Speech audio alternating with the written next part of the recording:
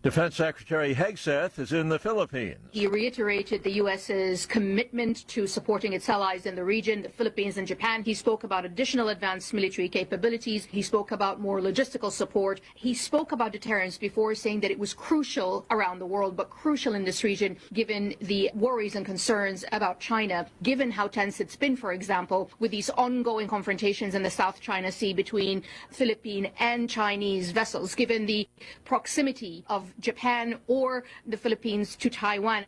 That's BBC Shama Halil. King Charles has been seen in public one day after his brief hospitalization for the side effects from his cancer treatment. Charles waved to people as he left his residence at Clarence House in London by car this morning. The King canceled his engagements for Thursday afternoon and for today following his brief stay in the hospital. News and analysis at townhall.com. HUD cracks down on government-backed mortgages for illegal immigrants.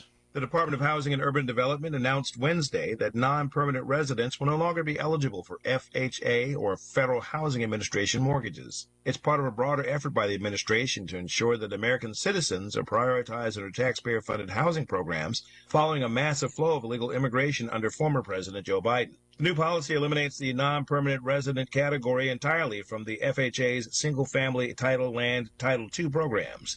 The new policy will also prohibit government-backed mortgages for non-permanent residents moving forward. Bernie Bennett in Washington. Las Vegas police have arrested a man who allegedly set fire to Tesla vehicles in Vegas 10 days ago. Police say Paul Yan Kim spray-painted the word resist in red on the doors of a Tesla service center, then threw Molotov cocktails and fired into the vehicles with a weapon. More on these stories at townhall.com.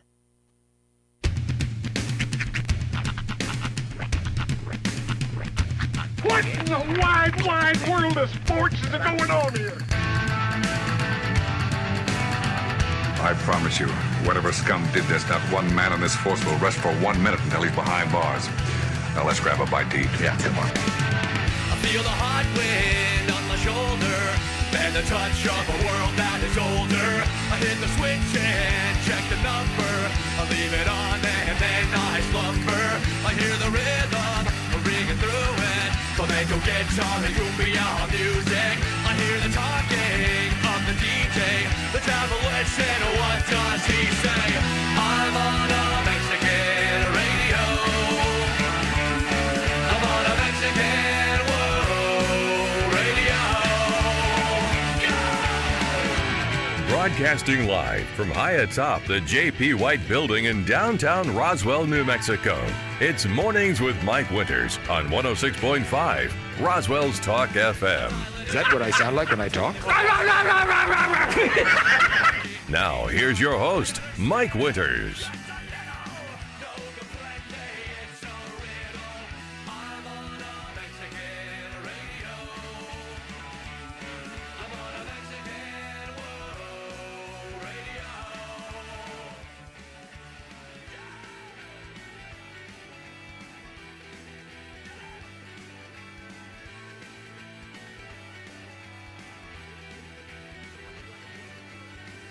Like I couldn't hear me.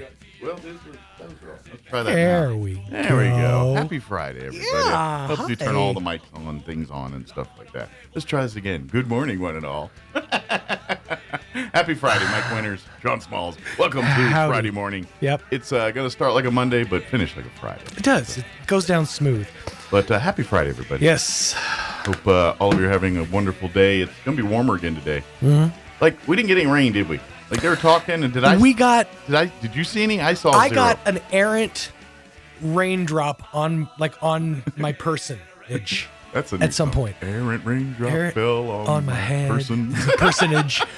As I was like walking to get Hunter like across that long that big field, Yeah. I felt a couple of drops like on my arm or. Ooh. Wait, the clown? You sure they weren't just water in the grass? Well, okay. My car was wet this morning, so was it? We'll call it dewy. Yeah, it wasn't like wet, but it was like I had to turn my windshield wipers on to clear the dew away. So maybe there was a little something, but I didn't see it. So if we got it, sweet. There you go. By the way, I brought something up just a second ago before we went on the air, and Mike looked at me in disbelief. Apparently, and this was, I've heard a lot of Mandela effect things in the past, but apparently Ed McMahon never worked for Publishers Clearinghouse. See, I remember seeing commercials. I do too. With him in it. So here's what it is. I looked it up. He was the spokesperson for American Family Publishers, which is a company that often modeled its business after PCH. There it is. That's not a Mandela effect thing. I didn't think so either. That's just a marketing. Publishers Clearinghouse had the prize patrol, not McMahon, who showed up on the doorsteps with giant checks. That's Kleenex and Puffs here. Right. This is that's tomato. That's not Mandela effect. But that's just everyone lumps it into Kleenex kind of thing. I'm trying to see if. So it says the company, which also used the publisher's name, was known for sweepstakes and prize drawings, often featuring a celebrity spokesperson. So the whole Ed McMahon right. showing up at people's door with giant checks, that never happened. I know, me too, but that never happened. He's probably held a giant check before, like while they were spinning a wheel or something. Yeah. But it's a merging of memories that the prize patrol was Ed McMahon. Wow. It's very odd, but I don't call it Mandela effect. I call that a marketing twist of fate. Yeah. It's kind of it's all lumped together in the same thing. It's it's exactly. It's just pass me a Kleenex. It's that. Right. No. It's kind of like everyone says you still get your Columbia House things. Columbia's House was just one of them. There was a whole bunch of them. Oh yeah, no, mine was BMG. Yeah. 12 CDs for a penny with nothing more to buy ever. That was their big pitch. I actually had, I think, both of them. Yeah. When I got in the Air Force and I was like, that was when I decided, it was when, see kids, before everything was digital, they kept coming up with new ways to get you stuff. So like I had a lot of stuff on cassette tape, and then these darn CDs came out. And so I think around that time is when I switched from tape to CD. I signed up for the BMG and Columbia House, and I think there was another one in there too. But, I never signed up for it. Like I never. Oh, I did. I put the penny on the postcard and the whole nine. I did all that. The fun thing for me though, because when you're a kid, stickers are fun. Yeah. And they were you'd get a sheet of all of these different albums, and you'd have to tear out the album that you wanted, lick the back of it, and stick it on the thing before you sent the card in. So they just sent me a whole book of stickers. I was just like. Putting like Billy Joel, I think by the time Phil Collins' "No Jacket Required" on a mirror. This somewhere, one was more of just like you check, boxes next to a series of albums, and you put the penny. Okay. You attach the penny to the card or whatever, and you sent it, and then your thing. But then how it worked is that once you got your 20 CDs or whatever it was, then they send you a new one each month, and you if you keep it, you bought it. If you send it back, then you get. And over the course of like 5 years, you have to buy 10 more CDs or something like that. I don't remember what it is. Do you want to confuse the ever-loving heck out of a Gen Alpha or Gen Zer? All right. Look at them and say, what does SASE stand for? They'll never in a million years get it. Do they? Now I'm curious. Like, and I need to ask my wife. She would be more appropriate to ask this. Okay. Do they teach in school like how to fill out an envelope and a letter? Like that's still a thing? I gotta imagine it is. But is it though? Well, in the world we live in? Okay. I think that the Roswell Independent School District is a little bit different from the school system. Yeah. Like they're teaching my daughter cursive, which I love. Yeah. I think it's awesome. Good. Yeah. People are like, they don't teach that anymore. So I would think that in this day and age, at least in some form or fashion, you're still being taught how to write a check, how to address and stamp an envelope. One's really antiquated for people. Like it is, but people still do checks. I mean, I've got a checkbook every once or twice a year. I got to write one. I don't, but I have to sit in the lane at the bank for 25 minutes while they cut a cashier's check. You should get one. And get one with your favorite. You could get one with like Family Guy or Futurama on there or something. Oh, can I? Yes, you can. No, I'm good. Thanks, man. Thanks. And then once every 10 years, you whip one of those checks out. You have a conversation about Futurama. I can anger everyone else in line at the grocery store. Hold on 1 second. You got to put that box in the top where you put all your info. Life goals, man. That was when I worked in retail. What? That might be my great payback for all the things people do to annoy me, my payback, pay by check and checkout lines. That's fair. You know what? You do you, boo-boo. That's why I do self-checkout. No, the only person slowing me down is me. I'm going to do writing a check and self-checkout. Oh, you confounder, you. I'm going to tie up half the sales the checkout force, getting that thing cleared. And I'm going to buy booze. I'm going to buy booze at a grocery store and pay for it with a check at the self-checkout. That's my ultimate passive-aggressive payback to society. Get ready to spend an entire afternoon waiting for your stuff. But yeah, no, I fill out you got us. A bunch of self-addressed stamped envelopes to send my complaints off to various places. What's that, a rewards card? Yes, I am interested. Tell me more. All right. Hey, before I get the hour going here, I do want to let folks know. Let's see, where did I go with that? I lost it. But this afternoon, city councils have a special city council meeting talking about updating the gross receipt stuff to for flood recovery money. That I believe that meeting's at 4:30 today. I'll dig it up. I had it on my phone and then it disappeared, so I don't have the exact times. But I believe it's 4:30, and that'll be this afternoon for a special city council meeting. So, folks interested, want to know more? Those are public meetings. Get in there and attend out at City Hall today. All right, let me give you the rundown for today's show. We're going to replay our interview we had with Crystal Noble from the Humane Society. She joined us yesterday, gave us some information. In the 8 o'clock hour, about 8:15, we'll have, I believe it'll be Charles Eastlis, Undersheriff from the Chaves County Sheriff's Office. He'll join us, give us an update on what they got going on over there. And then in the 9 o'clock hour, we're going to replay our interview we had earlier this week with Mark Green from Harvest Ministries, give us an update on what they've got going on. They are still in the need for volunteers as they continue to help feed Chaves County here. So we'll play that interview for you here about 9:15. Plus, we will have all of your features, include the news as is, local, national variety, Wall Street business updates, all that good stuff. But first, the weather. A little warm, a little breezy tomorrow too, but warming up. I'm meteorologist Steve Hamilton with your Pecos Valley weather. Pretty warm today. We're headed for the upper 80s. It will be a little bit breezy and we get sunshine.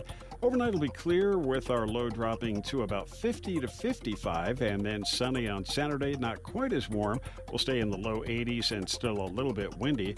A few clouds on Saturday night and then sunshine coming up for Sunday. Afternoon highs in the low 80s, wind gusting to 30.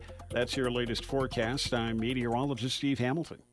Thank you, Steve. Currently, scrolled down too low. Currently 49 degrees here in Roswell.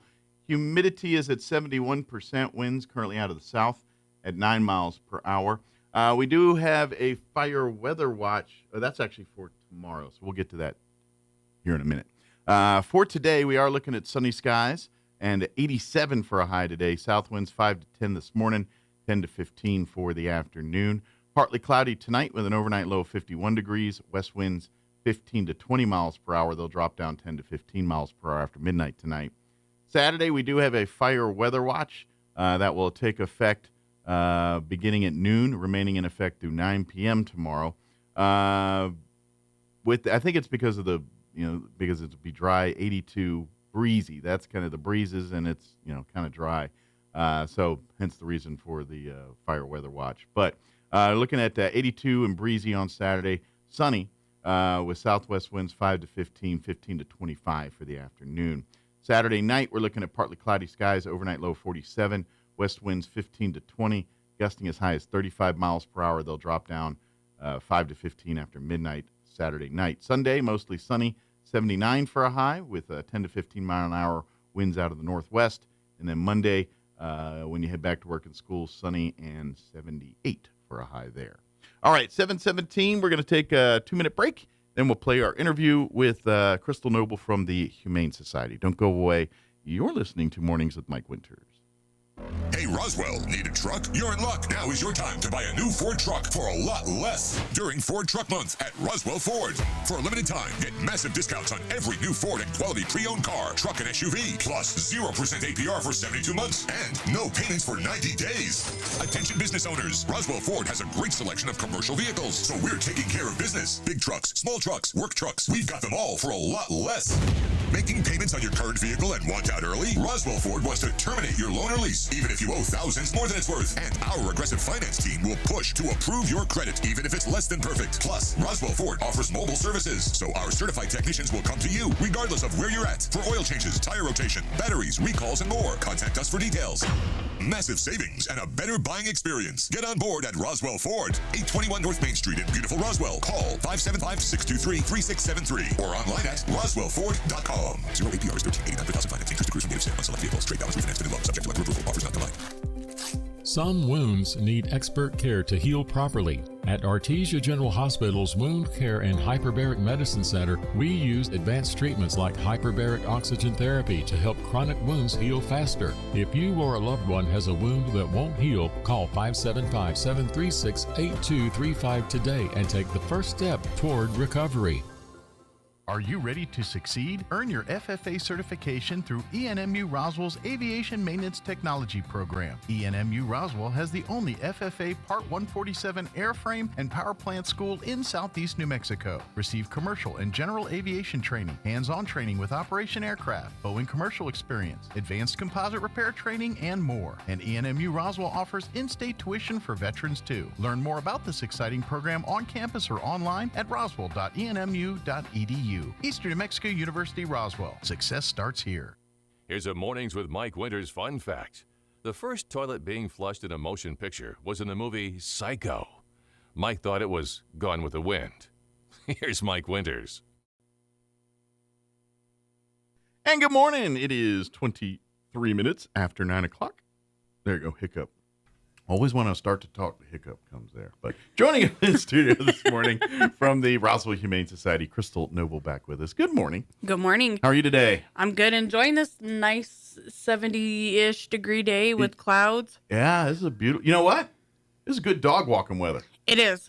It Perfect is dog walking great weather. dog walking weather. Yeah. So if this is something, this is one of the, if you yourself can't adopt a pet or shouldn't adopt a pet, because some of you shouldn't. But love pets. Here's an opportunity. Come meet and hang out with the pets. The more social interaction these pets have, the more their increases of getting adopted. You know, because they're more used to people. They're more used. So when weather is nice like today, you can take the dogs out, walk around the block, walk around the neighborhood a little bit. Got the park right behind us. Once it warms up and gets too warm, we can't do it because of the paw situation. But when the weather's too hot or when the weather's nasty, they have a meet and greet room where every family, when they get a new pet, get to get familiar with the pet. You can go and a few pets that maybe could use a little love, go take one and take it in the room and roll around the floor with it for a little bit and have some fun with it. And so, and to be honest, that's a great way to help this Humane Society, because this, at the end of the day, it goes right to what we're trying to do, is finding loving homes for these pets. And by, weirdly enough, rolling around on floors and hanging out with the pets is helping do that. So. We do have some cats that would enjoy some floor time too. Exactly. And I'll roll around on the floor, and cats, especially the kids, man. You get 3 or 4 in there at a time. We have a couple big boys. Yeah. And they'll be coming out of quarantine soon, Milo and Lee. And Milo's 18 pounds and Lee is 22 pounds. They're biggins. Oh, yeah. Yeah. They're like small dogs. Yeah. And it's funny because, we always say cats have their own personalities. Well, these two are just like a dog. Really? They roll over. They want their belly rubbed. They want attention. Are they lickers? They are. Interesting, because some cats are lickers and some aren't. Like, I have one cat that licks me all the time. I have one cat that I can count the number of times over the years that she's licked me. And it's usually because I had something on my finger. Yeah, they are. They are big love bugs. So if you like the big fluffy cuties, and not fluffy as in hair, but fluffy as in, Gabriel Iglesias fluffy. Yeah. And I bet they probably they're with you 24/7. Those kind of cats. Like if you're, if once you're kind of established as their their person? Yesterday morning, I had to go into the quarantine area, and I was talking to the employee working there, and he had Lee, the big Siamese, walking around, and he was petting and grabbing at my leg, and I wasn't paying attention to him because I was trying to get the conversation out before my mind, forgot. Cats don't care about stuff like that. Yeah, and so I guess he got annoyed with me finally just, like, not petting him, and he goes, "Meow," and I was like, yes, I will pet you. In the middle of the conversation, I was like, yes, I will pet you. Hold on. Walk up to that's pretty much every day when I get home. Yes. Like, I have one cat that, yes, if I pay and I pet her and I'll greet her and everything, and then I'll go to talk to my wife. And if I didn't satisfy the greetings, she'll literally sit there and yell. Kim and I'm like, will you shut up? I can't talk. Because she's going, and you're like, okay. I know that pain. Yes. So I'm petting the cat and finishing the conversation. And then he's like, roll over and now rub my belly. And I'm like, okay. Does that cat like to be picked up? He does. See, that one, how I shut her up usually is I pick her up, throw her on my shoulder, and then we're fine. So I have a photo of how he likes to be carried. Yeah, and they're all like, cats are unique like that. Like one of my cats likes to put her over my shoulder, like and then another one, the other cat, she likes to be carried like a football. She loves that. Like you basically put her under your arm, and then basically let her legs hang over your hands, and you just carry her like a football. And like you carry any other way, she complains. You carry her like that, she's fine as can be. Kind of weird. That's how he likes to be carried. That's how Hannah. That's a big old cat. He is. Golly, that thing's huge. Yeah. Holy He's cow. like the size of a Cocker Spaniel. It's a cool cat, though. He is. Oh, man. And he headbutts. He's like, oh, give me left. Poof. The love button. That one hurts, probably. Yes. And then here's Milo. Here's the other big cat. And his motor sounds like a dirt bike. Got the loud motor. Yes. Both of them do. You sure they ain't got tortoise shell in them? I'm seeing a lot of tortoise traits. They're both big old boys, so good deal. But they'll be coming out. I think Tuesday. Good. So come on down. Tuesday or Wednesday morning, and of course you can you see them online right now? Yeah, their pictures are online. Right, RoswellHumane.org. You can go see them and meet. And of course, if you want any questions, want more information, don't hesitate to call. Email. I heard you talking about the radio. I saw them. Tell me a little about one of these cats. I'll tell you a lot about them because it's been a lot of time with them. And this, trust me, this is how, because when you find pets that are in quarantine, but you for whatever reason you're just gravitating to that pet, please check in. At the end of the day, these are good indicators to your staff and everybody to make sure that, hey, when folks are coming to adopt pets, we want to make sure that they are fully invested into making this animal part of their family. If anything other than that is what's going on, we really don't want you adopting these pets. Right. So, basically, we matchmake. We matchmake the animals to the families that they're best going to be suited with. Yeah. And if we feel it's not a good suit, we'll tell you, we think that this is not a good match. Let's continue looking to find a good match for your family. And everybody's unique situation, it's depending on, like if you have a lot of animals, pets that don't do well around other animals probably shouldn't be adopting because you're creating a stressful situation where it doesn't need to be there for them. Right. And to be honest, at the end of the day, the Humane Society wants all the families to have loving, but that their goal is to make sure every single animal that calls that place home goes to a place that's going to be 10,000 times better than where they came from and then where they're currently at now. Yeah. It's going to be their forever home. Yeah. And so that's what the end game is here. And this is, so that's why, the rules for adoption at the Humane Society versus the animal shelter are not the same. Because, for a couple, the Humane Society is a no-kill shelter and things, but they are more scrupulous because at the end of the day, if you don't meet these qualifications, the odds that this animal will be right back where it started is much higher. It is. And a lot of people tell us, well, it's extremely hard to adopt. Well, we have these policies and procedures set in place for multiple reasons. One is to make sure that animal's going to the best home we can find. Mm-hmm. And two, that it's going to be a smooth, easy adoption transition. So it gives you a good feeling about adoption. So you'll continue to adopt an animal. Mm-hmm. And three, it's reducing the amount of animals that are getting adopted and having to come back back into the shelter because one, that's a stressful situation on the animal, but two, it becomes stressful on the family as well when it doesn't match up. Yeah. Now, there are times where we go through every single thing and everything works out great, and then they get home and then things happen and it doesn't work out. Unfortunately, that cannot be prevented because there are things that are just going to happen. You can't be 100% certain about everything. Right. That's good. If you could do that, then maybe you should move to Vegas and look at sports betting. Give me some numbers. Give me some numbers. Right. But we try our best to make sure that these animals that we're placing are going to be smooth, easy adoptions and transition into the family and not be like a nightmare. Yeah, we want every experience to be a good experience. Yes. But here's the thing, too, is if circumstances were different, had we not the pet overpopulation issues and the all the issues, right? Maybe they could lighten some of this stuff up. But because of the nature of the beast we're dealing with here, I get it.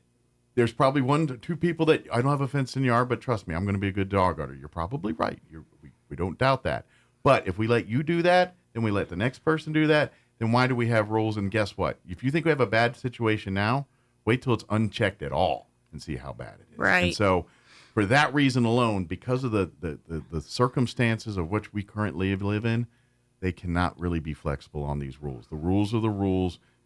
And the only way we can make a dent into dropping some of this stuff is to not be flexible on some of these rules. Right. It's just like any child adoption. You know, you would expect them to be very meticulous and particular about where these children are going. Absolutely. Well, we feel the same way about these animals. You know, they might not be humans and not everybody looks at them as a part of their family. Well, we do. And that's why they are kept to the highest standards. And if you are not within the highest standards, we will direct you elsewhere. You look at it as a dog or a cat, they look at it as a brother, sister, cousin, uncle, because that's really kind of, how you look at it. It's part of the family, part of the deal. I laughed because the way you said that. We had one of our little chihuahuas just got adopted this week. And so the adopter came in and she's doing the paperwork and she goes, "Oh, I'm so happy to be bringing home a grand doggy." And I laughed and I said, "Grand doggy?" I said, "You're the one adopting it." She goes, "I'm the mom. I have kids and my kids cannot have kids and they picked the dog." She goes, "So this is their kid." She goes, "So it's my grand doggy." And I laughed. And she even had like a little tag made that says, like a little tag that says Grand Doggy of the Year. That's cool. I was like, oh my gosh. See, when they embrace that stuff. That's when hey, we nailed it. We got this loving family. This is what they're going to, this animal's going to be creating. And that's the cool part too, because at the end of the day, if the Humane Society is doing their part, you know what that's going to create? A lifetime of memories for you. You're going to have, however long you have that pet, 10 years, 15 years, 20 years, depending on the type of animal, of course. Especially with families, if your kids are a certain age, guess what? That's going to be your kid's companion for a long time. And guess what? 30 years from now, when everyone's sitting at reunions or tables or Christmas, they're going to be talking about Scruffy or whatever pet that was, that was there. And that's that. And then it's the experiences, the things it did, the crazy things the dog did, the stuff that, the amazing feats, because every time your pet impresses you, because I don't care who your pet is or what your pet is, during its life, you're going to see it doing amazingly smart things and amazingly dumb things. Yeah.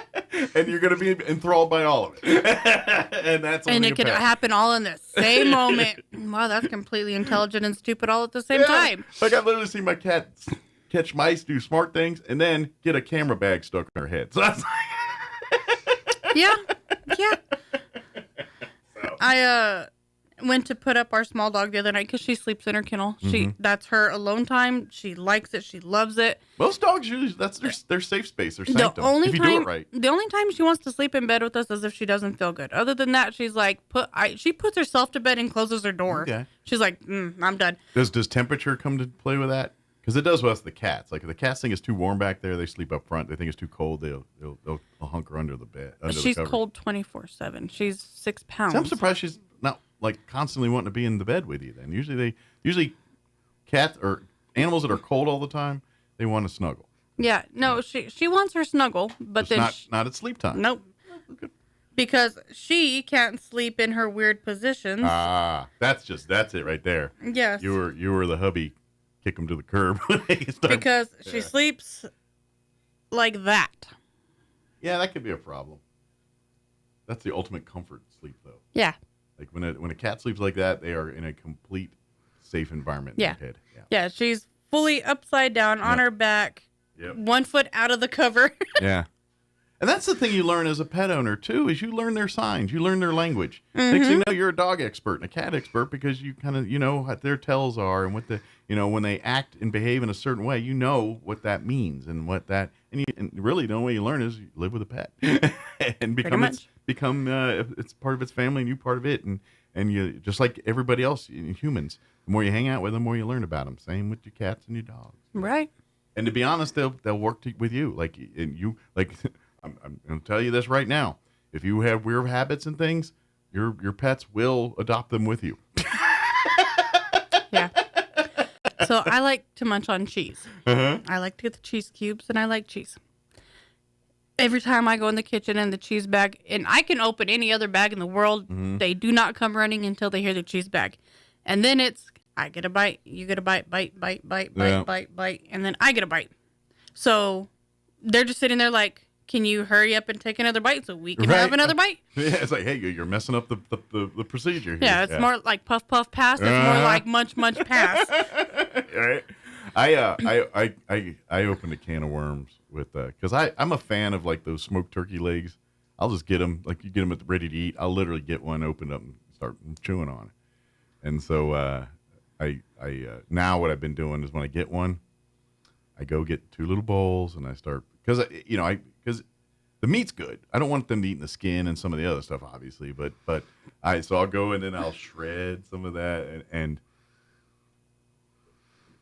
the loudmouth is extra loud. She's always loud. But even the one that's not so loud is loud when that goes like, I'm sitting, and the whole time, because it takes me about 5 minutes to, because I hand pick it, and kind of make sure there's no bones or any gnarly anything in it. Right. And then I put it down, and it's literally, and I'm like, I don't want them near me. I want it by their bowl. So I have to walk across the kitchen with these things, and it's like a steady stream of, well, I'm trying to get, and I'm like, you got to get out the way so I can put it down. And then we do that fight. But now it's like I've created a monster. Because if I even remotely get near the turkey legs or anything, now they're the trigger. They catch a whiff. But oh my God, they love it. So that's their new. Well, thing. John's the popcorn guy. Yeah. Yeah. Yeah. We get like the smart popcorn. He'll open a bag, and the dogs are like. My old dog, Sissy, loves Sissy. She was that way with jerky. I could not eat jerky in the house. Toby loves jerky. I open a thing of jerky, and it's because I'll never forget.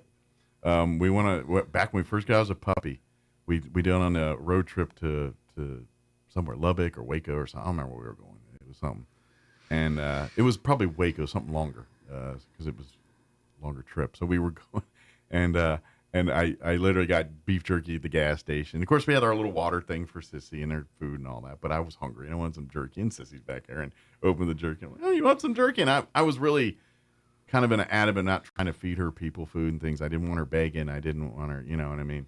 But I was like, come on, it looks like a dog treat. How can I not say no to this, So, yeah. And so from that moment on, that sealed the deal on jerky. She's like... We bonded over a bag of jerky. That's right. So, but I get all that. But that's again back to adopting. This is the fun stuff. Yep. Your family life it's so much more. Your moments change the second you have an animal in your life. Yeah, and you're doing it right. Or cat or dog. Yeah. Now, don't get me wrong. And this is the part we got to stress, and this is why the Humane Society has the rules in place that they have. Owning a pet is not a cheap enterprise. No. If you cannot afford a pet, if you're right now saying, man, my bills are tight and all this, adopting a pet, this might not be the best time to do that because there is expenses. Just the initial stuff alone, with getting the pet spayed and neutered, you're going to spend a few $100s. I mean, yes, there's only a slight adoption fee, but to get the pet spayed, neutered, chipped, all that stuff, you're going to spend several $100s doing all that stuff right from the get-go. And then getting the supplies, the setup. And if you're never owned a pet, you might need to get a cat bed or a dog bed or some food, you know. And obviously, if it's a puppy, you're not going to be feeding them adult foods and things. You want to certain diets on kittens and puppies, and things. And then that's that research too. You know, do your research. And I know this is where people are like, well, but you know, you walk it out in the pet food aisle and they're hitting you with 100 different things, and some of it's good for your dogs and cats, and some isn't.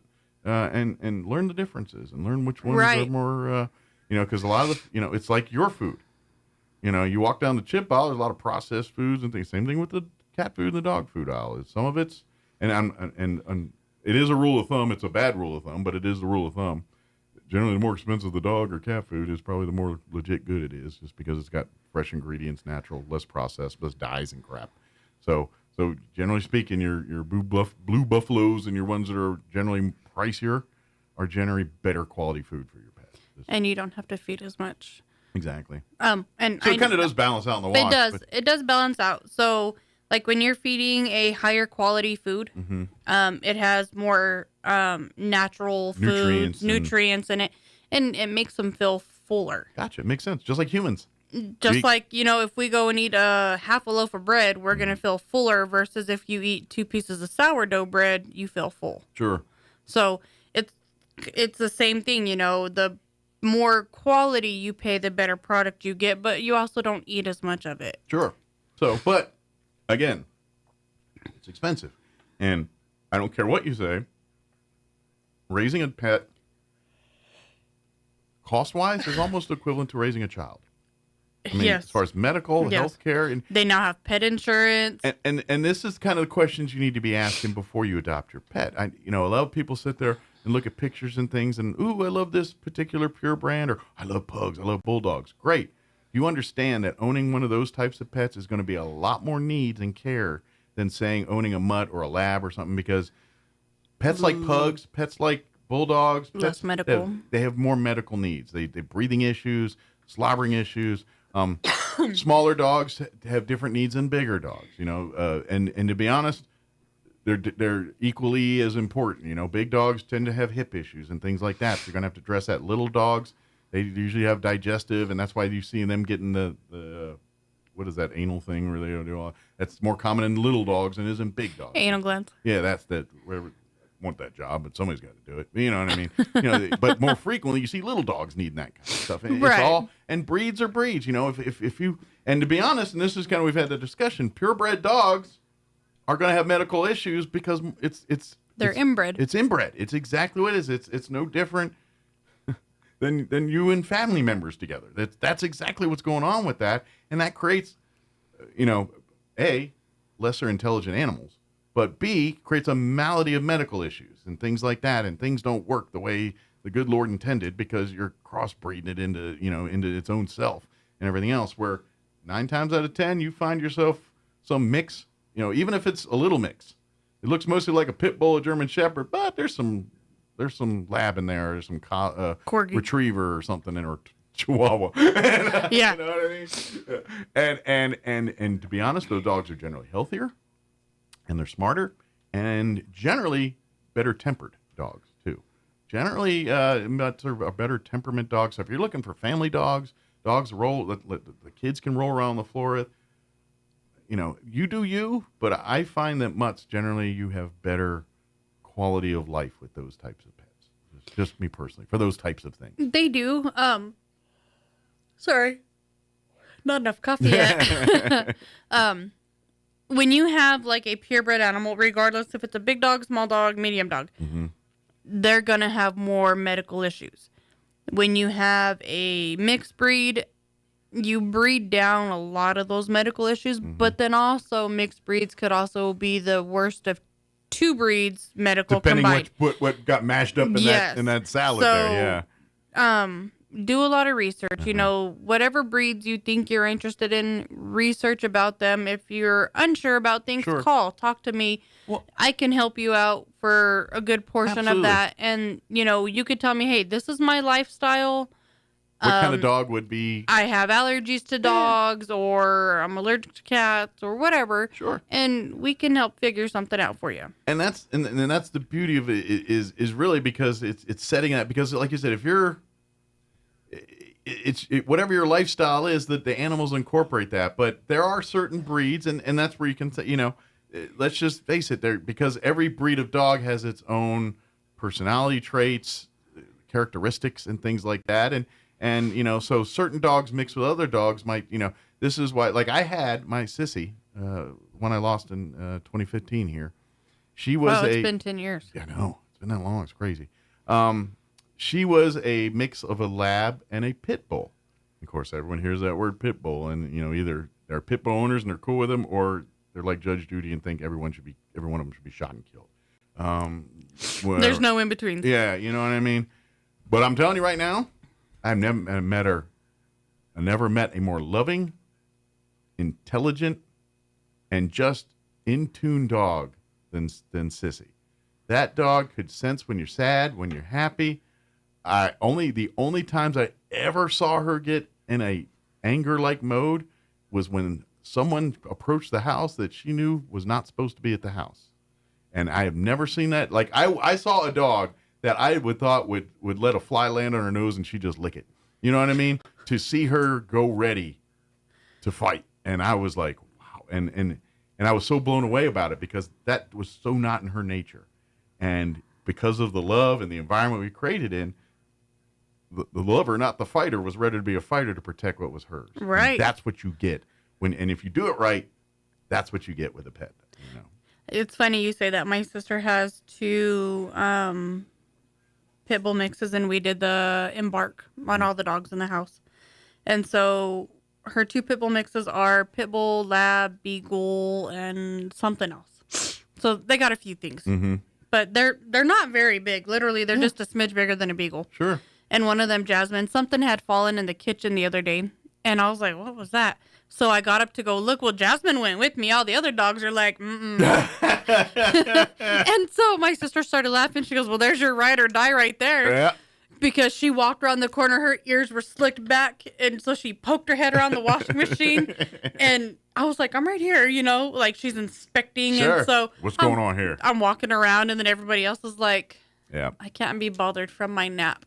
You will get that personality where groups of pets are like people. Yep. Some have strong personality. They think, look, I'm in charge here. And literally, and I see it more with cats than dogs. But yes. And I also see it more with smaller breed dogs than larger breed dogs. Well, even my little 6-pounder, all she did was pick her head up and she's not like, all of them. Yeah, some of them are lazy as could be, or disinterested. Depending as could on be. the sound is Sure. what gets her going. Yeah. But it was just like, I guarantee if it was like the snacks box or whatever like that, she would have been first one in line. or somebody knocking on the door. Yeah. Oh, buddy, she does not concur with you knocking on the door.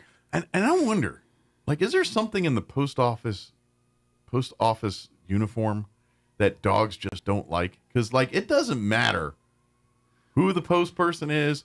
If they're walking and there's a dog in a window, they're barking. I think it's the different smells that they carry from the bags and packages. Because, they come from multiple places all over the world. Maybe that's it. It's it's the smells that they carry with them. Yeah. That makes sense. I never thought of it that way, but that makes perfect sense. But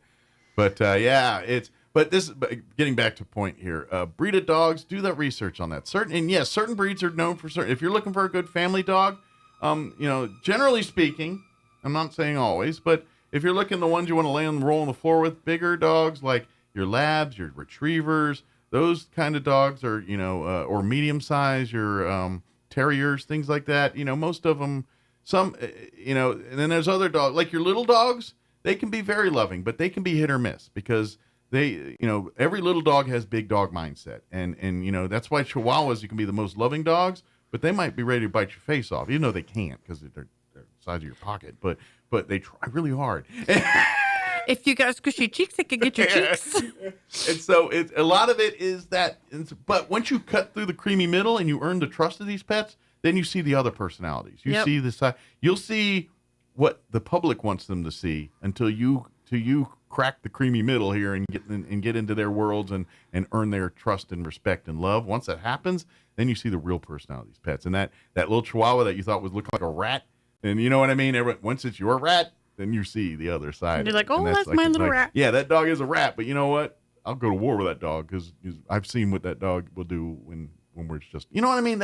And that's the part that the outside world don't get it, and only you get it. And you can be a pet lover, and you'd be like, well, that's Chihuahua, but once you're a Chihuahua, it's different. And then it's Mama Bear or Papa Bear. That's what happens. And this is what the fun part is. And so if you have questions and want to do it right and get into, please don't hesitate to call or come by and ask and say, look, I'm new to this, but I really want something, and this is our lifestyle, and this is some of our, medical needs and things like that. Talk about that. And let's let them play Match.com and match you the perfect pet for your family. That's Humane Society's new link, Match.com. I do have some stuff for the thrift store. Yeah, really we quick. do. Yes, because they reopened yesterday. Yes, because they did the spring cleaning, rearranging, clearing all the dust. I did mention the 10 o'clock club yesterday on the radio. Real quick. Yeah, I was talking, man, that parking lot was packed. Yeah, it was a big group in the 10 o'clock. I hope the regulars got the pecking order. They earn they've been there every week. That's. You got to put in the time to get in front. That's all I'm saying. Yep.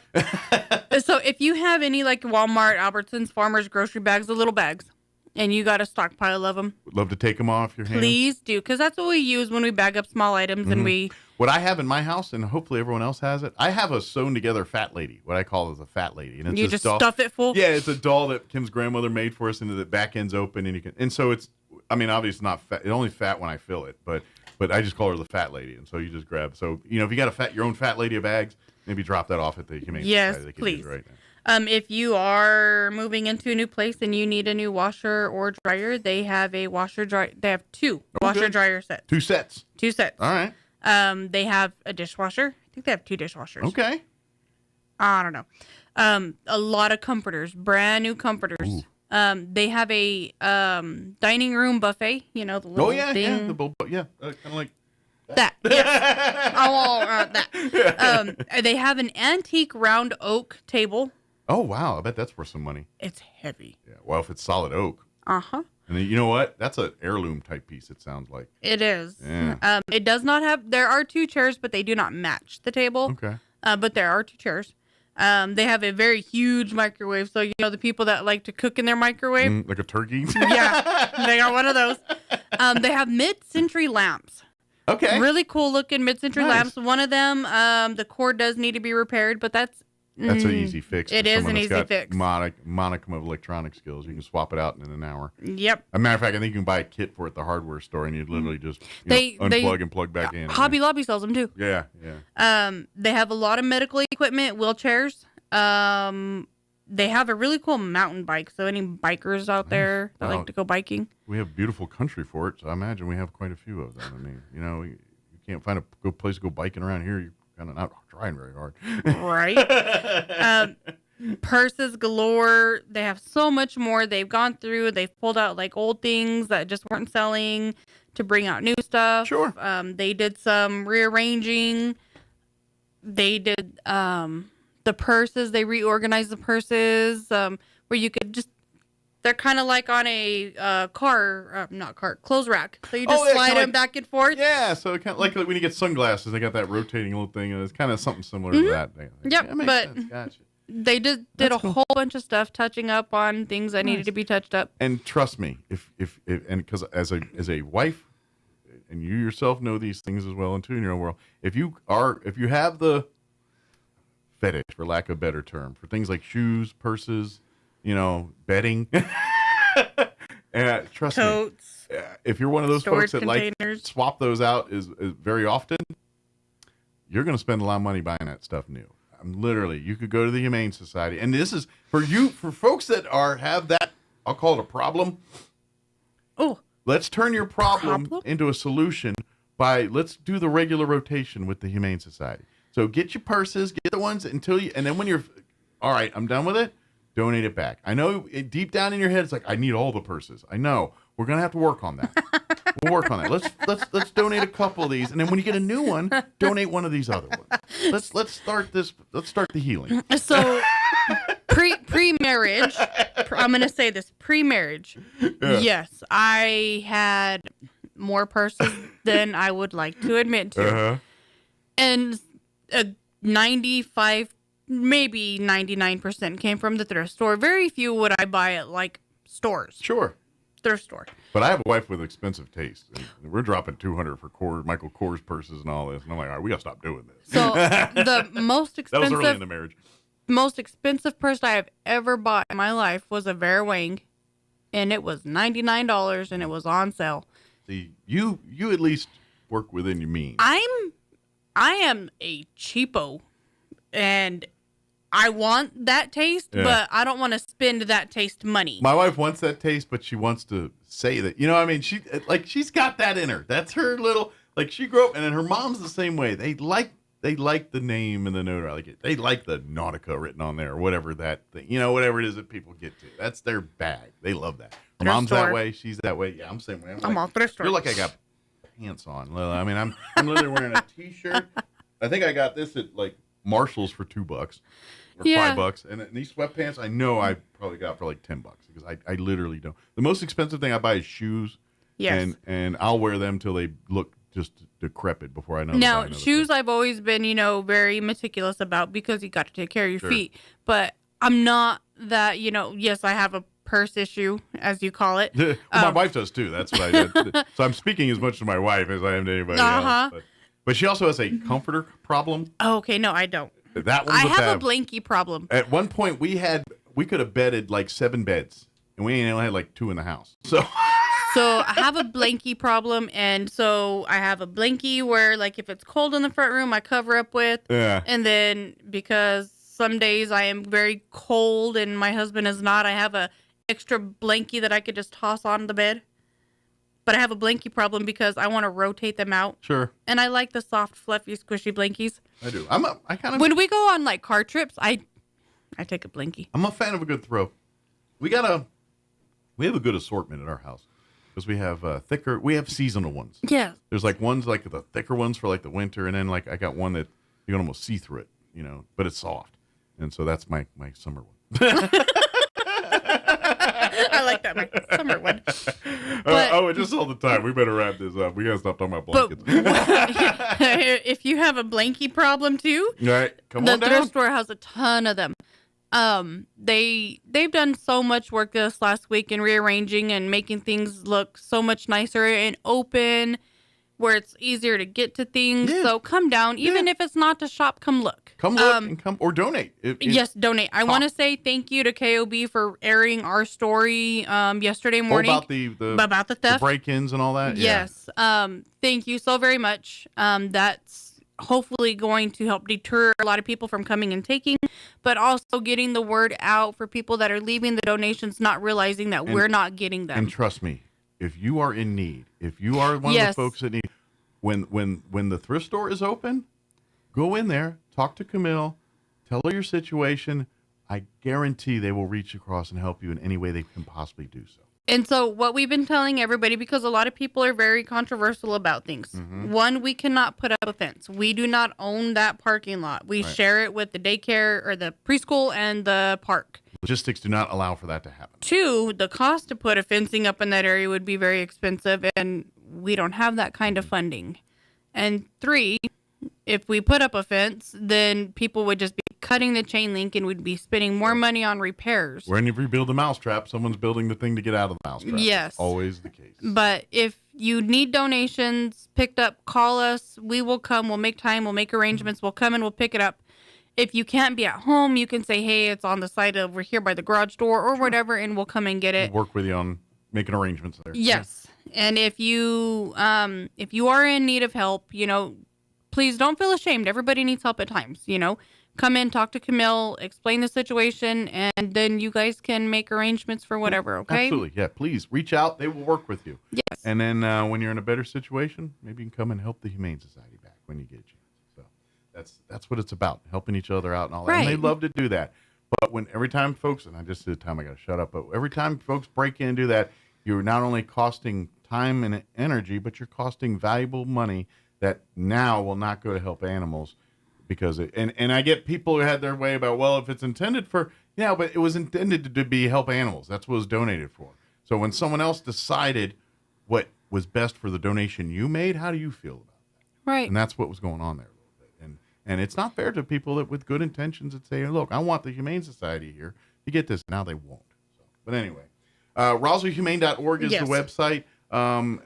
If you want to be a member, if you want to serve, Yes. that's a great way to be as well. Your membership Newsletters fees. are going to be coming out for April, so if you haven't paid your dues, please send in your dues so that way I can keep you on the mailing list. Absolutely, and then and then come to the when they have their annual meetings, the membership meetings, come to those because that you do get a say, and yes, your membership's appreciated, and because it's all used to help for pet food and vet bills and all the stuff, but it does come with a say in how things happen. It does. It does. Be a part of it. So good deal. Did we get it all, Crystal? And we got it all. Awesome. Well, thank you as And then always. some. We'll see you here in a couple weeks. Thank you. It is 10:01. We got to go. You're listening to 106.5 Roswell's Talk FM, KEND, Roswell, New Mexico News and Progress. Air Racing Association is expanding its scholarship program to support students of ENMU Roswell. The ANP scholarship is for students enrolled in ENMU Roswell's FAA Part 147 Certified Aviation Maintenance Technology Program. The scholarship will provide financial support and pay for tuition, tooling, supplies, and testing fees of up to $10,000 per student. Visit airrace.org for all the details. And a woman whom police said was operating a prostitution ring out of massage parlors throughout southeast New Mexico and West Texas has been ordered to serve a year in federal prison. 65-year-old Xiaoping Wen was indicted last September for conspiracy. Wen's son, Zhu Wang, was also arrested, but he has since been released after initially being charged for his role in the alleged criminal enterprise. The charges came after raids of massage parlors in Carlsbad, Roswell, and Clovis, as well as 3 in the Lubbock area. You're up to date. I'm Jared Sorello.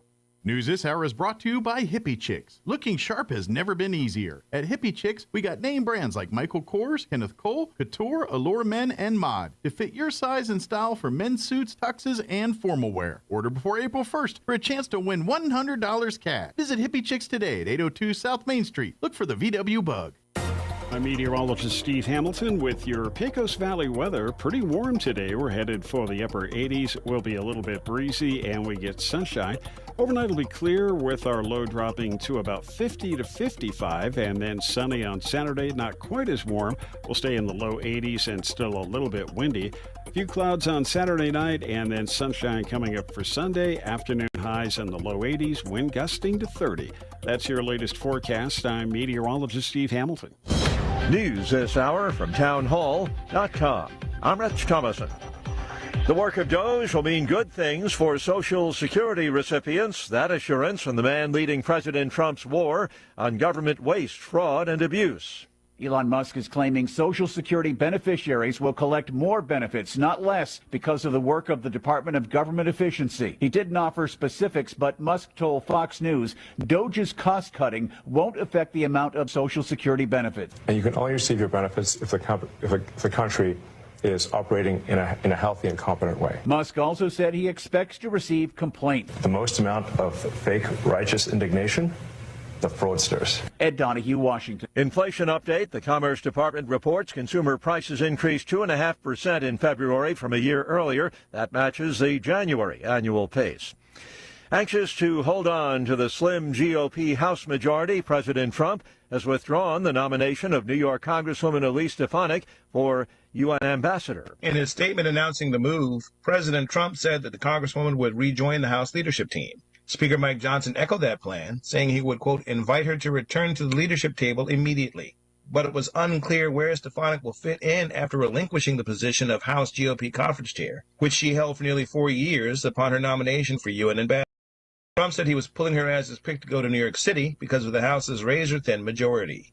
Bernie Bennett, Washington. Hundreds of evacuations in wildfire-ravaged areas of the Carolinas. The battle against raging fires goes on. Myanmar and neighboring Thailand have been hit by a powerful 7.7 magnitude earthquake. A high-rise building under construction in Bangkok collapsed. More than 40 workers feared trapped in the debris. Watching Wall Street, the Dow down 279 points, the Nasdaq off 133. More on these stories, townhall.com.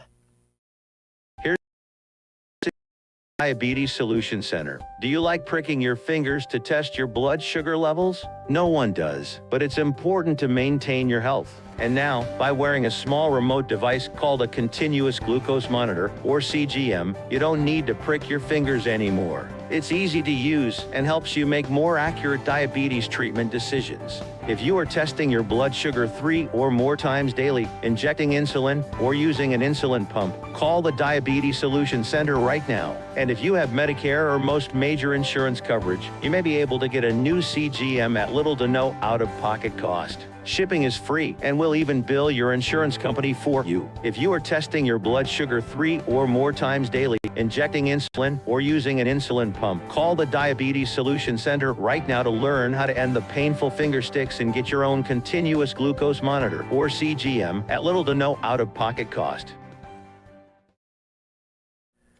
Defense Secretary Hegseth says the Trump administration will boost military ties with the Philippines to strengthen deterrence against threats from the communist Chinese and ensure freedom of navigation in the disputed South China Sea. Hegseth's decision to make the Philippines his first stop in Asia, followed by Japan, both U.S. treaty allies facing territorial disputes with China, is the strongest assurance yet by the U.S. under President Trump to maintain a security presence in the crucial region. Rain and cooler temperatures helping South Korean fire crews as they battle the country's worst ever wildfires, as the governor of the hardest hit region calls for overhauling response strategies. The South Korea Forest Service chief says the wildfires, which have killed 28 people and charred vast swaths of land in the southeast in the past week, are 85% contained as of earlier this morning.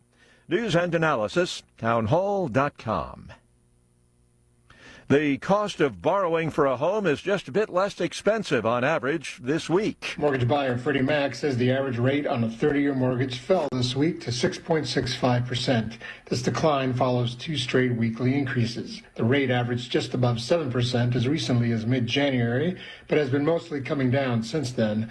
When mortgage rates drop, they give homebuyers more purchasing power. That's good news for home shoppers as the spring home buying season gets going. I'm Alex Vega. The U.S. government is going on a global egg hunt, seeking exports from countries in Europe and elsewhere to ease a severe shortage that has caused egg prices at grocery stores to hit record highs, although in recent days those prices have been coming down somewhat. European industry groups say Denmark and Germany, Italy and Poland are among nations that have been approached by the U.S. Department of Agriculture. More on these stories, townhall.com.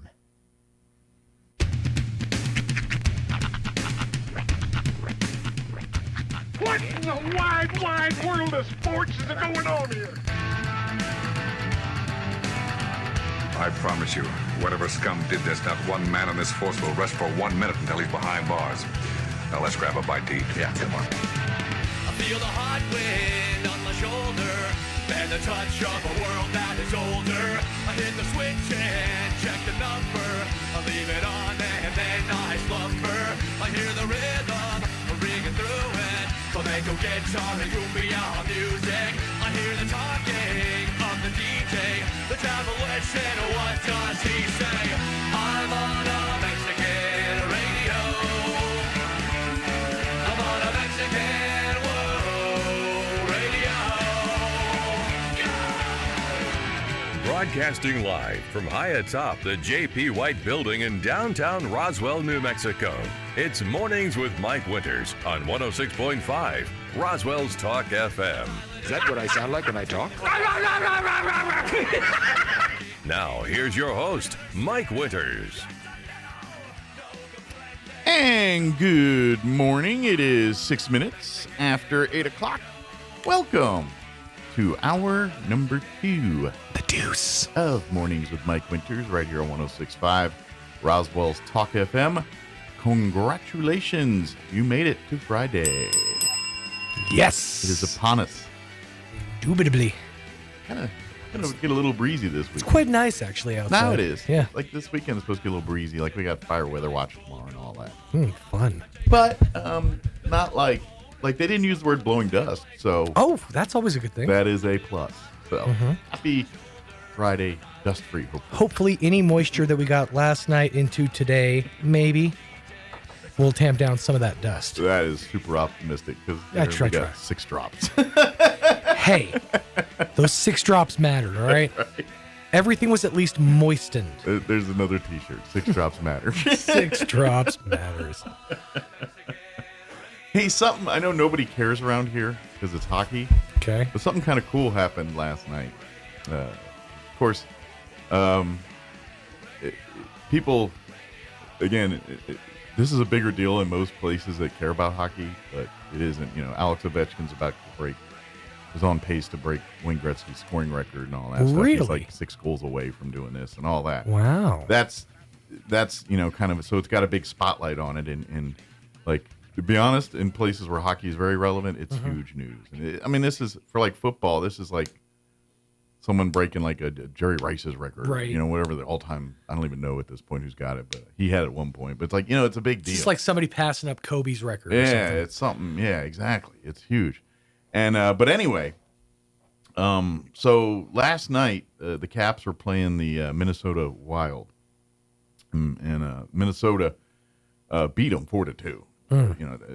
Ovechkin is scoring or not scoring was not really the story of the night. Right. What's going on is Minnesota has a goaltender. His name's Marc-Andre Fleury. He's a longtime NHL goaltender. He was the Vegas Golden Knights, Pittsburgh. He's a future Hall of Famer. Okay. And he's a great goalie. He's one of the NHL's personalities too. He's just, if you do Marc-Andre Fleury clips, there's some good back and forth of him on the ice talking to people and things. But anyway, he's going to retire at the end of the season.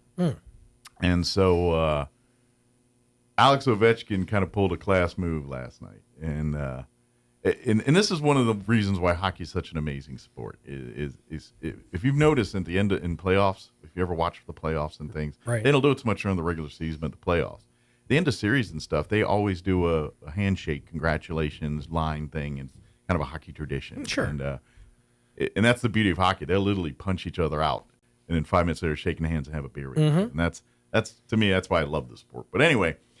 So last night, after the game ended, Caps just lost 4-2, and everyone's kind of, doing their last-minute things and heading off the ice.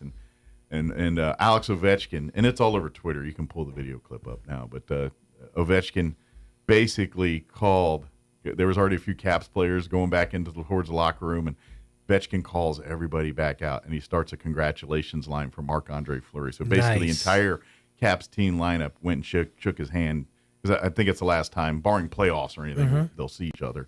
And so it was kind of a class move. And the NHL picked it up, and it's all over Twitter and all that stuff. Nice. But you love to see it. But it's one of the reasons why I love hockey. It's like, this is why hockey's such a great sport. People don't realize it.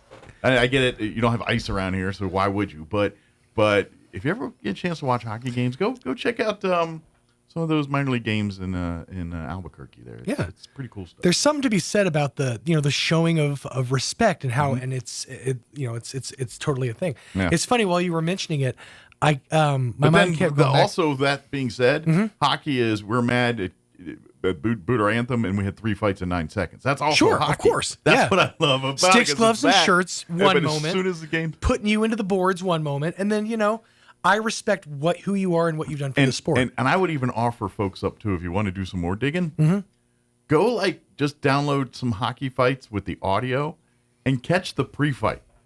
You're like, it's almost like 2 dudes at the bar, like, hey man, how you doing? Good. Hey, you want to fight? All right, let's fight. Right. There's a lot of that going on. One of my favorite commercials right now is it's a commercial with 2 UFC fighters. I think it's for I don't know.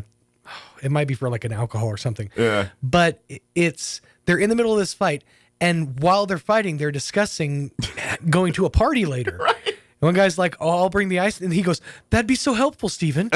And then the ref comes. A joke, but it's not that far off. The ref comes over. He's like, "Hey, can I come?" And yeah, they end up making cocktails, and then they put them up to their heads because they for the ice. Yeah, they're all injured. I mean that's an over the top, but it's not. To be honest, a lot of. I mean, yes, don't get me wrong. There's some people got blood and grudges, and there's anger, but a lot of times sometimes it's just the role. Right. One of the one of the shows I watch on YouTube. It's called Botchamania, and they have this segment called "You Talk." It's a wrestling thing. They have this section called "You Talk Too Much," where you can hear the conversation, like wrestlers will communicate with each other, and you'll hear like what they're saying. And in some cases, they're having full blown like conversations or like settling arguments that started backstage. And it's really funny when you listen in and like hear like they're just doing their job. Yeah, it's really just is dudes like at work. But if you ever get bored and you got some time to kill, type like NHL hockey fights, discussions, things like that. You'll get some gym clips. Are there any so I know with like the NFL and I think they've done it some with the NBA, they do those mic'd up segments. Is there anything like that with hockey, or would that just be not safe for TV? No. There is. It wouldn't probably be safe for regular TV. Right. But here's the deal. Y'all gonna have to pay attention, because unless you're in that world, they speak another language. Sure. And that's part of you can mic them up, but if you don't know hockey speak, you might miss half the discussion. And then throw in the fact that half these guys are from foreign lands, right? And then they're speaking, and sometimes they go like back in mid native language right in the middle of it. You're like, what word was that? Yeah. If you're playing the team from Newfoundland, Right. things are going to be a little tough. Yeah. They do speak. It's English, but it's Newfie is what it's called. And it's a whole nother vernacular, bro. Yeah. And they just got weird locker room, like you see like all the time, like the like after NFL football games, and they'll show like the coach speaking or the whatever the vibe in the locker room is. Go watch a hockey version of that. Yeah. It's night and day different. They have like a lot of teams I see, they do like a lot of like token stuff. Like if someone has a great game, they'll give them like this suit of armor they got to wear in there or something. It's always weird stuff, and they've got weird traditions. Like they do weird little chants and things to get each other pumped up before games. A lot of smacking of equipment on each other. It's just it's the same but different. Yeah, there's a sense of tradition in it. Like it seems like in NFL, it's always the hype up guy going, "You want to go out here?" The speech, like Rudy at the end. Right. Hockey's not like that. They just start, you ready to go, and then they start jiving and dancing. And they start punching each other. And next thing you know, they're playing hockey. Right. It's just a weird deal. They sort of like the reference that I have is the movie The Mighty Ducks. Yeah. And they sort of do that beforehand, where they kind of do this. They tap sticks and slam them, tap, slam, slam, tap, slam, tap, slam, slam. Yeah. And it becomes like this. They're like hyping themselves up for the. And I think part of that might be the fact that like NFL, college, they only play 15. They don't play, or like hockey and basketball and baseball. These guys play hockey. They play 84 games a year in the regular season. It might be a little bit more now. But anyway, they play. So to give that speech every night, it's a lot. 6 times a week or 5 times a week, or how many often they play, 3-4 times a week, whatever it is. It's like if you were in the locker room, you had to do the warm-up speech for the Washington Generals. Can you imagine? All right, boys, we're going to lose, but we're going to lose with passion. That's right. With style. Jazz hands. But, let's make them look good, boys. But hockey's just the Ovechkin thing last night, it's all over. You'll probably see it on the ESPN Sports Center if you haven't already. It was one of those highlights. Well, it's how I start my day. Because I know you do. Yeah. But another thing I saw on the internets this morning that I got to give props to. Okay. And I saw it a couple times, so I guess it's a more recent clip. There is a video clip, and it's based on the video I watched, I think this band is a Kiss tribute band. Okay. And they're called Hairball. And this video clip shows the lead singer singing, and some kind of pyrotechnics go off, and his hair catches on fire. This dude did not break kayfabe. He sat there the whole time singing while his hair starts smoking fire. Other people start rushing to put him out. To put him out, and he literally does not break character. He's just singing. And I was like, that's commitment, man. That is, I got to say. Or for a Kiss tribute band, that man was blatant inside. But it's also the understanding that I've got a few seconds before this fuse gets all the way down to the head. Yeah, he has Kiss hair. So. And they're going to come and put me out. So I might as well just keep doing what I'm doing. He's also playing the promise that's a slow burner. You know what I mean? Like, like depending on the chemicals and how dude's hair. How much product he's got. Yeah, because it's a poofy pompadour. I mean, there's got to be some hairspray. Aquanet City up in that thing. That's why you always wet yourself down before you go out. It's the old Triple H method. But then I'm wondering too. Like, I'm going to assume it's his real hair, because you would think it was a wig, you just dropped that bad boy. But yeah, but if you drop that, then you drop the whole, I know, but sense of imagination that you've established. God bless you. You look good in your kiss coffin. Hey, those are licensed. I know. Yeah, I don't know if you still can, but at one point you could go to like Kiss's website, buy a kiss coffin. Dude, it's Gene Simmons. Of course you can still get it. What's the going rate for a kiss coffin? It's got to be upwards of 10,000, 12. What's the going rate for a normal coffin? It's a great question. I would say probably in the realm of $10,000, $12,000. I mean, somewhere between pine box, but not the one that's got the air conditioning and Bluetooth. What's the one that just normal people have? Well, it depends. How much did you spend on your refrigerator? Right. I'm like, no. What's like the bare minimum? I mean, like burlap sack. What can we do that's like bare minimum is you're in an urn. That's the bare minimum. Yeah, but even still, that costs money. Like now, here's the question: if you are a frugal member of the Kiss Army, yes, can you get a Kiss urn? I would imagine you could. It's just like Gene's face, long tongue, just if you hanging get out. a coffin, there's got to be an urn collection, right? I mean, there's got to be For the discerning Kiss fan, but on a budget. That's right. So I think our guests are. I believe so. Yes. Oh, very good.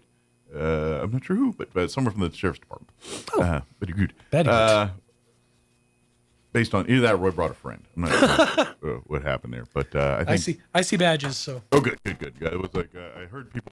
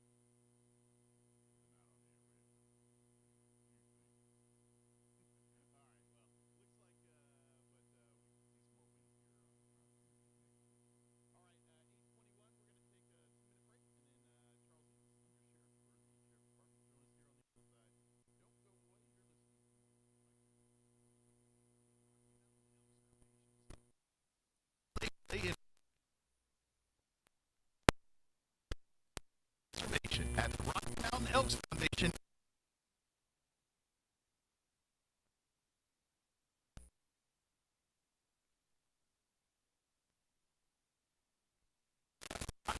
Go to the New Mexico Events Tent.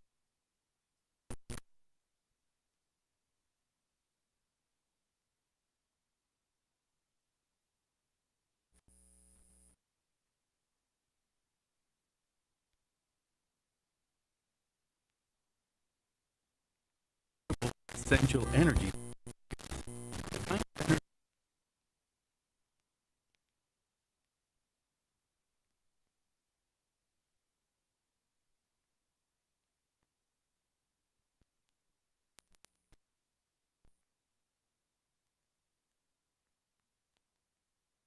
Picture this.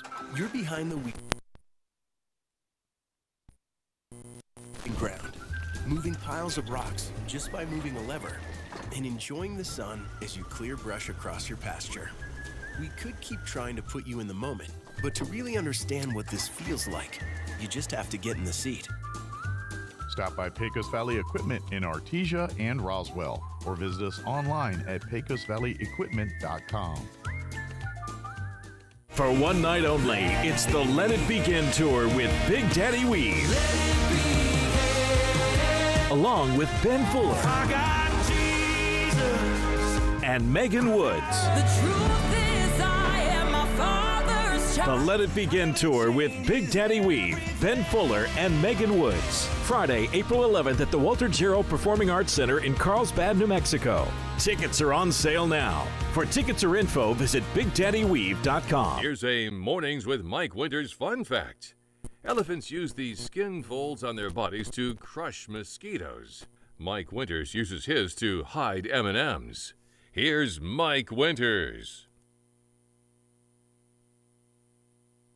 And good morning. It is 23 minutes after 8 o'clock, and joining us in studio this morning, Undersheriff for the Chaffetz County Sheriff's Department, Charles Eastless, back with us. Good morning, sir. Good morning. How's life been behind the badge this morning? It is very busy. Stays very busy. As usual. There is no such. CJF. There's always busy moments, but there's never a down season. No. You know what I mean? Like there's busier times, but there's never a time where it's not busy, if that makes sense. It makes perfect sense. Yeah. People say, what days of the week, what times of the year is it? It has no rhyme or reason. Sure. I mean, obviously, holiday seasons when people are gathering and together, that just is a recipe for more issues. That's you can't. Warmer weather. Yeah, nicer weather. you put a lot of people together in a close environment that are closely related. They love hard, they fight hard, and usually that just ensues more activity. Exactly. And when you have those holidays that they don't see each other as often. Yeah. But then that's whenever the feelings come back. Sure. And the issues come back. And I'm also probably say the types of things you deal with shift a little bit. Like obviously during this time of year and stuff, you're dealing probably with a lot of driving while impaired type crimes, things like that. Brownouts. Yeah, things like that. Domestic is always in the back burner during holiday seasons. That will uptick a bit. It will. But generally when the weather's nicer, you're probably dealing with more outdoor issues, type events and things like that. PWIs. Yeah. The warmer the weather, the later people stay out. Sure. And understandably so. But with that, you have more of the outside calls versus when they're stuck inside during the holidays and cooped up and things get out of hand. Then you have more of the domestic in-home. Sure. Things that definitely, but that's life. That is. So, but that being said, there really isn't a slow season for. Oh, you're on 4 there. I keep moving. They're picking you up on 3. Oh, not a problem. I'm so used to doing that. So, but they.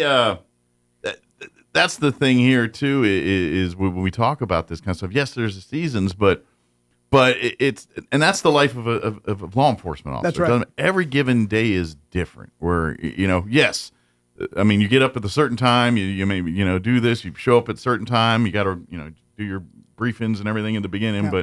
But once that happens, man, the only thing routine is waking up. Yeah, and that's a good routine. Yeah, but I imagine there's days where you're kind of you spend a lot of time just in the patrol car doing a whole lot of just observing. Then there's a whole day of that. And about 2 minutes before your shift ends, all hell breaks loose. Exactly. And that's just the nature of the beast sometimes. Well, and you can have a list of to-dos, but the nature of the business and the calls and the day is going to dictate whether you get to all of them or not. Absolutely. So you prioritize what's pertinent to get done immediately or that morning or that day. Sure. And then you hope to get to the rest of them, but we'll see what happens. And then really, and this is, again, this for folks, we're always looking for qualified folks to. We're testing this morning, as a matter of fact. There you go. Yes. And they're all, no matter, it's very rare that the sheriff's office says, nope, all positions are filled right now. Right. I mean, every once in a while, they've got them all filled, but here's the rub. We keep hovering around 3 to 4. Is it? That's not bad. It's been worse. Yes, so that's not a bad number right now. But even if they get that number,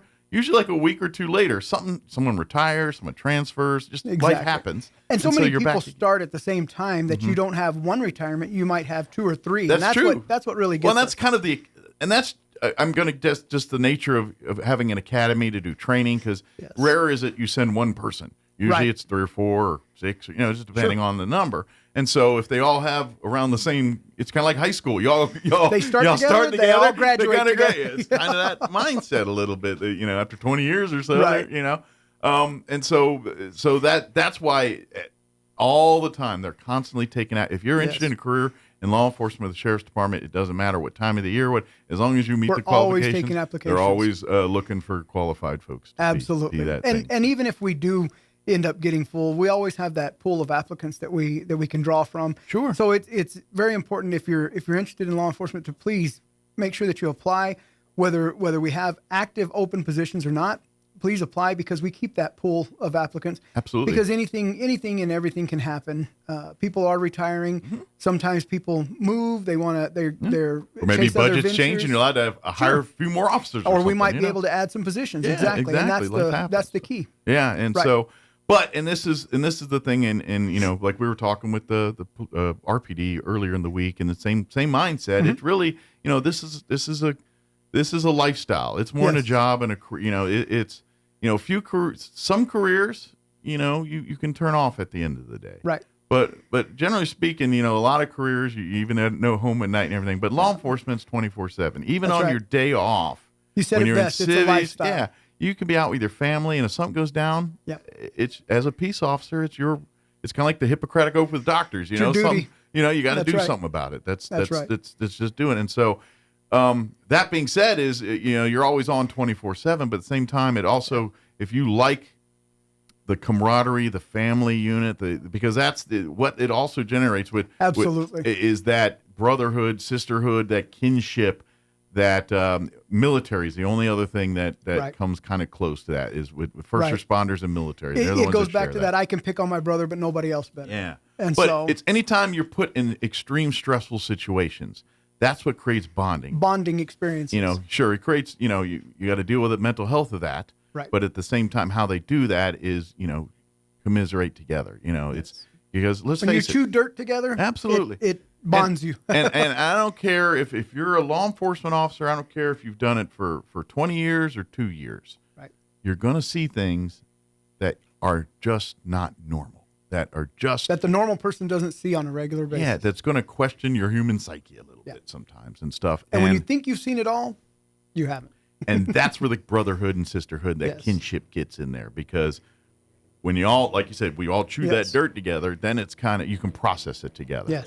And this is why, when they talk about veterans and, sometimes veterans only, it's because once you're in that circle, it's just, sometimes you see and do things that if you're just not in that world, people just don't understand. You can't wrap your hand around it. And Yeah. so even if you try to explain it, it's going to be off-putting to you. And Yes. so that's why that's where that bond and that kinship creates, is because you are a little bit of you live in a different world than most. And that's just and what it creates a different sense of humor, both in military Oh, and law absolutely. enforcement. Yeah. And people that aren't in that circle or in that structure, they don't quite understand Yeah, sometimes. that's so how we when they process. look, exactly, they look and they see, oh, these guys are laughing or smiling on a scene. Well, the reality is they're 9 times out of 10 they're processing something else and talking about something else, Sure. because they'll process what they're watching or what they're seeing there. Absolutely. They'll process that later. Yeah. So it's the human nature. Because at the end of the day, no matter what an officer rolls up on, they got to kind of play it like, yeah, this is normal. You know what I Yes. mean? Even when you have clearly is to- not normal. Even though it isn't, you Yeah. have to say, okay, Yeah. we'll put that in the box and let's move on to the next thing. Because you don't, and quite frankly, because you don't know what's going on. And if you've got a person that's completely deranged, when you come in there guns blazing, that's not going to de-escalate anything. And so at that moment, the officer's just trying to, all right, we got something crazy heinous here. No big deal. No big deal. Everybody calm down. Kind of All like right. the Naked Gun. Remember? Yeah. Nothing to see here, folks. Nothing to see. Everything's blowing the up fireworks behind. factory's blowing up behind them. Yeah, it's that. Yeah, that's- nothing to see. and so that's why it is like that Yes. a little bit. And so yeah, it's just. But anyway, and I know we keep talking about the tough side of it, but the converse side is really if you're looking for a sense of belonging, if you're looking for a social scene, if you're looking for in the world. A group of people that is like a second family to you, then a career in law enforcement is definitely something you're going to embrace and love. I wouldn't trade this career for anything. And even the bad days are great. Yeah. And I know it sounds ridiculous to say that, but I love every aspect of this job, even the paperwork. Sure. And I'm very happy to say this will be my 27th year coming up in August. So I'm, when you say, oh, yeah, I could have, should have, would have maybe gone fishing at 20 years. But realistically, what would I, I wouldn't smile like I do now. And this is the most successful officers, the ones that have the careers like yourself and many others like that. You have to have the server's heart. Yes. Like if you don't like helping people, you have to love what you do. Yeah. If you don't like helping people, if you don't like conversing with people, then a career in law enforcement is not for you. Find something. Go be a librarian. If you're not a something. people person, don't do a people person job. Yeah. Get a nice cubicle job or something. Yeah. But and so that's where it is because at the end of the day, when you go from 100 miles an hour to 0, that's right, and you're used to going 100 miles an hour, everything you got to fill that void a little bit. You right. need, that's your drive. That's what it's no different than, the bungee jumpers and parachute and all that. Adrenaline is a drug. Yeah. And law enforcement, but it's also helping's a drug too. Yes. I mean, and I'm going to even say the satisfaction that you receive whenever you're able to help somebody solve an issue, keep in mind, it's big enough for them to call. Yeah. It might not be that big to us or to whoever's responding. Sure. Oh, yeah, we see that all the time, but they don't. They don't deal with that all the time. Absolutely. We deal with it all the time because that's what our job is. Yeah. But they don't. And so it's, it's you very have to treat important. it that way. Yeah. You treat everybody's problem, regardless of how important it is to you, that it is the most important thing you're working on at that particular moment. It's a fine dance. It's That's the right. fine, because at the same time, you got to play okay, let's not get excited and get over the top here, but at the same time, we don't want to trivialize it to the point of where we are not, addressing what's fired them off. Basically. Give them your undivided attention. And that's why whenever I have someone come in or I have a meeting or something, I'll turn my phones off or put them in the other room or turn them down because I the last thing that I want to do is I'm talking to somebody and then the phone, hold on a second, give them your undivided attention. And you cannot lead or supervise from behind closed doors. You cannot serve the public from behind closed doors. You need to be out. We work for the public. And so I don't know if you saw or not, but I get on every now and then and let the public know what's going on. Yeah, Charles, what you're we're on doing. Daily, if not at least multiple times a week. Yeah. And the reason for that is because they need to know what we're doing. We're not doing any secret squirrel stuff. Yeah. And if we are, I'm not going to put that out there. It's obviously that's if it's going to comcompromise the mission, then I will not share that. But like going to the sheriff's conference, we have another one coming up in June, and I want the public and in particular Chaves County to know this is what we're doing with your tax dollars, your time. Well, and this is what we're going to be able to do for you. Well, like when you guys go do that stuff, Yes. it was one of the times it was you and the sheriff together, and we were talking about some of the technology you guys are using for training purposes. Yes. That's the stuff you find in Vegas. That's where we found so when you guys, a lot of it there. Hey, don't get me wrong. Everyone loves a good trip to Vegas. Sure. But they are bringing back tools that are saving lives in Chaves County doing it. Yes, so, and we found some more equipment this year that we're going to be bringing. We're going to be bringing to Chaves County. That is, it makes the job a lot easier, but it helps to serve the public better. And so with that, it's well, and this is the thing. It's a lot of these tools and stuff, especially the one with the scenario thing. This is designed because anytime you want to get good at something, you got to practice it. That's and right. anytime you practice it, you're going to fail at it. Muscle memory. Lots of times you're going to fail at it. You're going to fail more than you succeed in the early parts of practice. And this is the beauty. This software, this technology, they can really practice. That's right. Almost as real as short of not standing out in the street dealing with it. We want the failures to occur in the classroom. They can evoke the same emotions, the same feelings that you're in that situation. But guess what? When you screw up and the guy blows you away, we start the video over. We start the thing over again. That's where you get the other quarter. Yeah. In real life, it's not a video game. Exactly. You don't get that. So they get to we make want the that to mistakes happen here. in the They get to classroom. learn. So by the time they're out in the streets, that's right. They've got that third eye or whatever, whatever the things that officers have. Exactly. that they can read the rooms and things like that. That's how you get it. It's very important that, and even in this amount of time, the sheriff's coming up on 30 years, and in this amount of time, I tell and I call them kids because they're kids. Sure. They're 20-something years old. But then you got a guy, 70s calling you a kid. And you're like, hey, wait a minute. Yeah, it's the same. It's a circle life. Exactly. You're always someone's kid. Right. Yeah. Hey, kiddo. Exactly. And so I tell them, this time is going to go by a lot quicker than you think. Sure. I promise you. I remember my first day. I remember my first year. And that's all of a just sudden, life, man. It that's is. Right. It's like you blink and you're 50. You're like, what happened? Yeah, exactly. Exactly. And so, and I tell them, they say, well, what is it that you haven't seen? And I tell them, you haven't seen everything. You haven't learned everything. And if there's ever a time that you feel that, oh, you know what, I know it all, or I've seen it all, it's time for you to go. Sure. And the reason being is because you've closed your mind off to learning. You've closed your mind off to adjusting to whatever is happening at that particular time, or the new procedures and things like that, new policies. So it's important to as you get old, life is really a series of humblings. Yes. It really, if you're doing it right. I mean, really, because let's face it, all of us, when you're at 18, 20, in that peak part of your life and things. Yes. And I don't care who you are or where you come from. Yeah, you kind of have an air to you. Like, That's I know right. everything.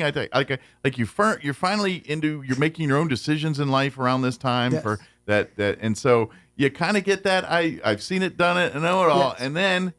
And then people that have lived life come across you and humble you a little bit. That's and they right. say, oh, you think you know it? Yes. Wait till you hit this. And I wait always till you see tell that. these youngsters there's a difference between arrogance and knowledge. Yeah. So you always want to have that humble attitude. Yeah. Because, like you said, if not, somebody will come along and humble you, and it's great to be able to go in and give a talk or a speech or something about something that you know, right? And have the enthusiasm about it, like I do. I love it. Absolutely. Versus, going in and you get 5 minutes. Absolutely. That's it. Or this and that.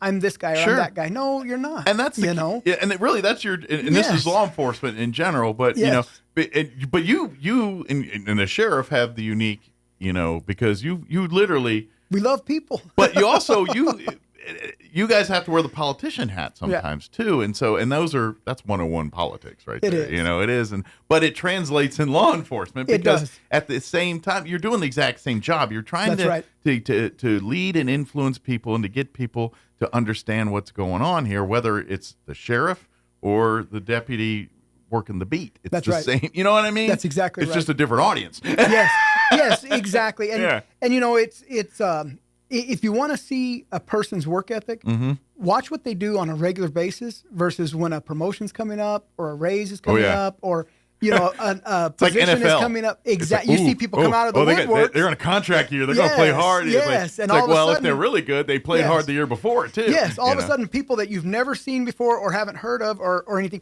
they start coming out of the woodworks. Well, it's the same with whenever you have promotions coming up or things like that. The sharks start swimming. Yes, so I tell people, it's important to see what a person does on a daily basis, not what they do when there's.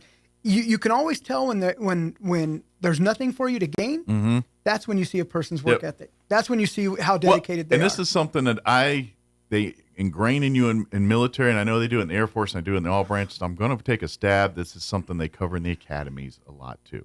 And the word, one of the most important word you'll hear so much that you almost trivialize it, but you don't, is the word integrity. That's right. And they always and through my That's all military you training, was despite the the ins and outs of how to do the thing, it's always about integrity. And That's right. And the first thing when you look at the definition of integrity, and this is kind of the standard military issue definition of military, and that definition is doing the right thing even when no one else is looking. That's right. That's the definition of integrity. In That's terms exactly of, I'm right. going to say law enforcement's probably It's identical. same drum Yes. beat there. You know That's what I right. mean? And so that's Because you know it's right. Yeah. Or But it's also life, because That's right. at the end of the day, you can make all the money in the world, you can make all the connections in the world, and have all that. None of it amounts to a hill of beans if it's what your reputation is, what That's people right. think of you, what people what Do what mark you do you say you're leave? gonna do. Yeah, what mark do you leave when you That's leave right. a room? And that's don't really what come in, defines make you. a bunch of promises, and then forget about everybody. Mhm. At the same time, be realistic. Mm-hmm. Follow through with what you tell them you're going to do. And it's goes back to, like you said, doing the right thing when nobody is looking. Yeah. It's kind of that. I see something on the side of the road there that needs to be pulled out of the road, or trash or something. It's bending over, picking it up, or pulling it out of the roadway, Mm-hmm. versus driving by saying, "Man, I wish somebody would get that out of the road." Absolutely. I will tell you this: every single person that devotes that life set to say, "My word is what I am, and this is what I got." Yeah. Every single one of those people that follow and live by that are fine. They're doing okay. That's right. It doesn't matter how much money they got or how much money That's they right. don't have. But when you have a reputation of being known as, I can be counted on, That's I can right. be dependable, I can be trusted. People, Yes. I walk in a room and people automatically think I'm on their side. That's right. That's how you build them, and that's what gets you successful in life. I don't care, because you're going to have problems. We're humans. That's Things are right. going to happen. But guess what? If you're that person, either you're able to pull yourself out, or guess what? You will have oodles of people that know your character, Sure. are ready to go to bat for you. Absolutely. No matter, and sight unseen. Absolutely. And we Even- all have somebody that we can say, I'll send somebody to do that. Mhm. I'll have people do that for me. I'll have Yep. this. No. There's some things that you need to do. Yeah. There's some things that I need to do. There's Mhm. some things, and there's times whenever they want to talk to me. Yep. They don't want to talk to the lieutenant or the deputy or something. Mhm. They want to talk to me about whatever's going on. Right, because And it's your That's right. character that they want to talk. Yes. They So want to look.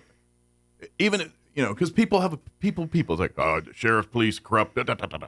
But I Right. know Charles, and Charles is good people, and Yeah. I'm going to talk. And that's that Yes. mindset. To this Yeah. day, still have people calling, giving information, and I say, okay, let me get you my lieutenant. Well, Willie, I trust me, I'll give you the detective or the lieutenant, and they're going to be able to do more with this. Sure. And You just so have to it's give the that- intro. You have to give That's right. you have to give the vouch for. That's right. Yeah, exactly.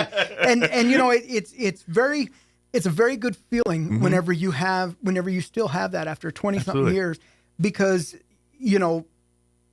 you've had an experience with them, Yeah. and you've proven yourself. to Sure. them. And that carries a lot further than anything else. And that's how you sleep at night, because That's you're like, right. and because I know the same thing. That's the feeling, That's and right. it's nice to feel when say, look, I have those days where I'm ready to. I'm like, man, but it's like Be it's nice. yourself.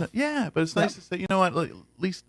I can walk up with my head held high, and That's I'm right. not ashamed. I'm not ashamed of anything I did, and and that's really life. It's is. doing the right things, and trust me, as both of us have lived some life here. Mhm. We're not done, but we've got some, but hopefully, yeah. yeah, exactly. But you know what I mean? It's like the more I've been on this earth, the more it's like all the things that we've tried to, like everything Yes. I've done in my past that I've tried to do to circumnavigate something or take the Was road, a learning experience. yeah, or try to do the thing to avoid the thing, or Mhm. you know what I mean? All the because we all do it. I'd be like, man, it created way more stress, created way more anxiety. Some people will It work didn't- harder at getting out of work than doing the work. and then sometimes it's like, man, it is. You don't realize the burden. Yes. That your conscious and your psyche has. That's right. When you're not hiding secrets, when you're not. And you can doing those only kinds of BS things. people for so long. Yeah. Be yourself. Yeah. If you truly enjoy people, or if you truly enjoy what you do, or you truly, then it comes through. It shows. Absolutely. If you don't, you're only going to keep up that facade for so long. That's right. And you're going to have that sniper in the It's- audience is going to pull you out. It's like when we talk about alcoholism, some people been doing it for years, and here's the thing. Yep. Even if they've been doing it for 20 years, it still catches up to them. Sure at it some does. point or another, one Sure way it or does. another. If it doesn't catch them up with a social thing, then it's a health thing. How many times have we heard somebody say, "Oh, I drove drunk all these times," Yeah. and then that's the time when they It's got the one time. killed, or they killed somebody else, or they got arrested. I'm going to take just a stab, and I'm sure I'm going to say 9 times out of 10, when a DUI accident happens, that is not the first time that person's been driving. You are spot on. Yeah. It is very rare the one that time. That may be the first time they got caught. Yes. It may be the first time that they had an accident. Yeah. But it's not the first time.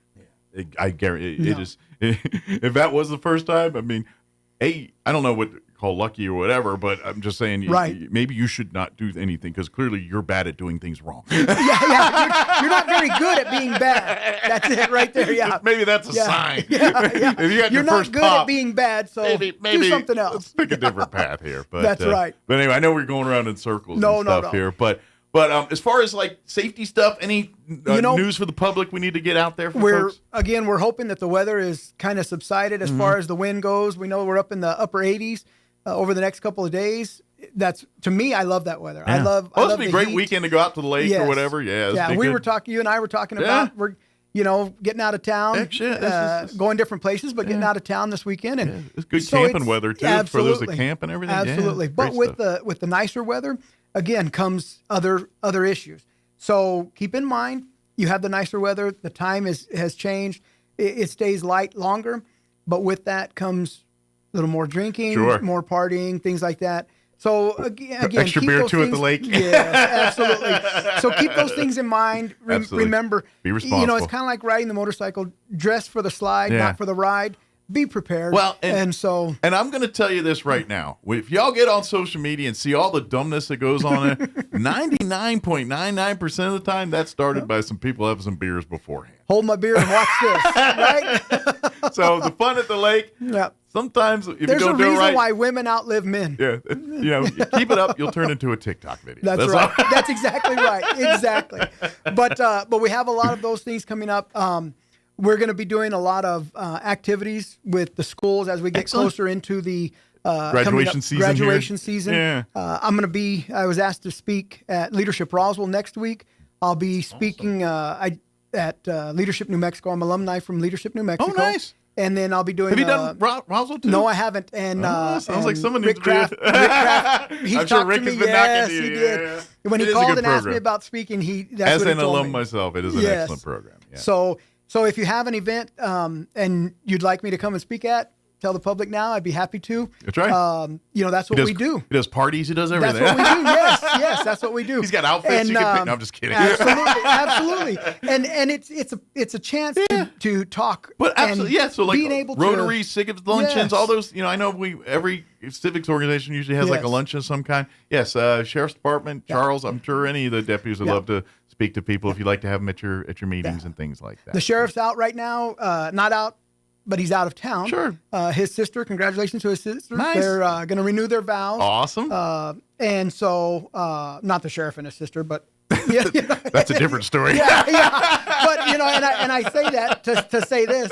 The sheriff was laughing because they he has like 27 family members that are all meeting in Las Vegas for his sister's renewal of her vows. So they can rent like a whole floor. Well, he said, they haven't seen this many hillbillies coming. So it's one of those. I don't know. It is Vegas. Yes, it is. I said, what happens in Vegas? Just saying. Except an arrest record. Now that'll come back with you. Right? That's true. Yeah, that and marriage licenses. That's those right. do come back too. Those do come back. That's right. That's right. But you're going to see us a lot more. Good deal. And at different functions together. Absolutely. We've always been able to attack and accomplish, I should say, more activities by splitting up and then we divide and conquer. Yes. Yeah. But there are some that we're going to be doing together. But again, if you have anything that we can it's not help like you with, president, vice president, you're not allowed to be in the room the same together just in case. You have to be in different rooms. Well, when we ride in the same vehicle, we usually ride opposite, and he's banking on the fact that the driver will turn to save him, and I'm banking on the fact that the driver will turn to save himself. I feel like that's got to be life as a cop, right? Like every day is like a scenario. Yes. Like everything, you're going to McDonald's. All right, your life is a scenario. Post here, and then most of us. We're like, did I wear pants to go get the paper? And like for an officer, it's like, all right, let's set up a perimeter. Everything. You have a different, like we talked earlier. You have a different kind of personality, and so.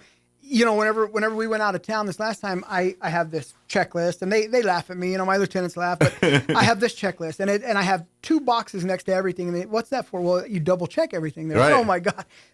And then I have sure you were in the Air Force? Right? You ever seen a TO? Because it's everything, checklists and everything. Yes. Oh gosh! And at the bottom it says, okay, make sure to tell them where the wheel is. Where is this? Where is that? And people don't want to hear that. They're, I don't want to hear that. But the reality is that's reality. Absolutely. And so, it's not that we think anything's going to happen, but we see it happen every day. And as law enforcement, exactly. You guys on a daily basis see things that were nothing a minute, and 2 minutes later, it's complete chaos. Yes.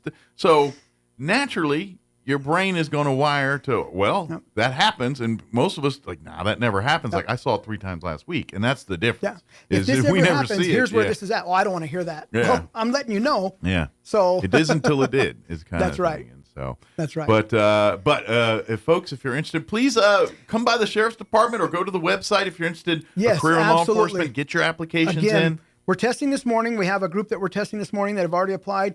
Everything is now done online. So go to the Chaves County website. Yeah. You click over on the right-hand corner. It'll drop a drop-down menu to you and tell you what positions are available in the county itself. Under that, There's more sheriff's officers. Oh, yes, There's all absolutely. And by the way, maybe if law enforcement's not your work, but if you want to work in some of the other departments. If you want to work for a great county, work for Chaves County. Benefits are great. It is awesome. You go to a county commission meeting, and every time when they do the kind of the annual yes. So-and-so has been here 5 years, and yes. they do that every year. And every single year. There's a reason why they've been here this long. Well, and every single year, there's always a couple of people got 20, 30 That's years right. up there. And it's like, yeah, exactly. I say, you want to know if a company is good to work for? Go look and see how many times, how long people been there. What's the longevity of the employees will tell you. Average length of work time there? And if it's numbers like 10, 20, That's right. that speaks good volumes. And so, absolutely. So yes, the Sheriff's Department's actually thing. There's many other great. Yes, if you're not looking at law enforcement, but you're looking for a job, go to the Chaves County website. Absolutely. We have the county has a lot of different positions available, and I'm sure you'll find one to suit you, or one will stand out to you. But again, it's a great place to work. Jobs, great people, family raising jobs. It is a family. It is a benefits family environment and retirement plans Absolutely. and all kinds of stuff. Because it's important.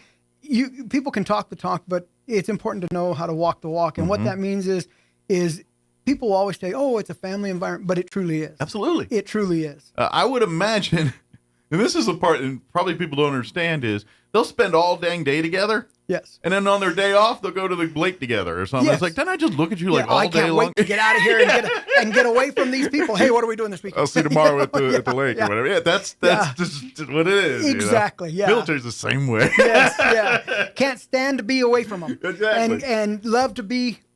But you know what?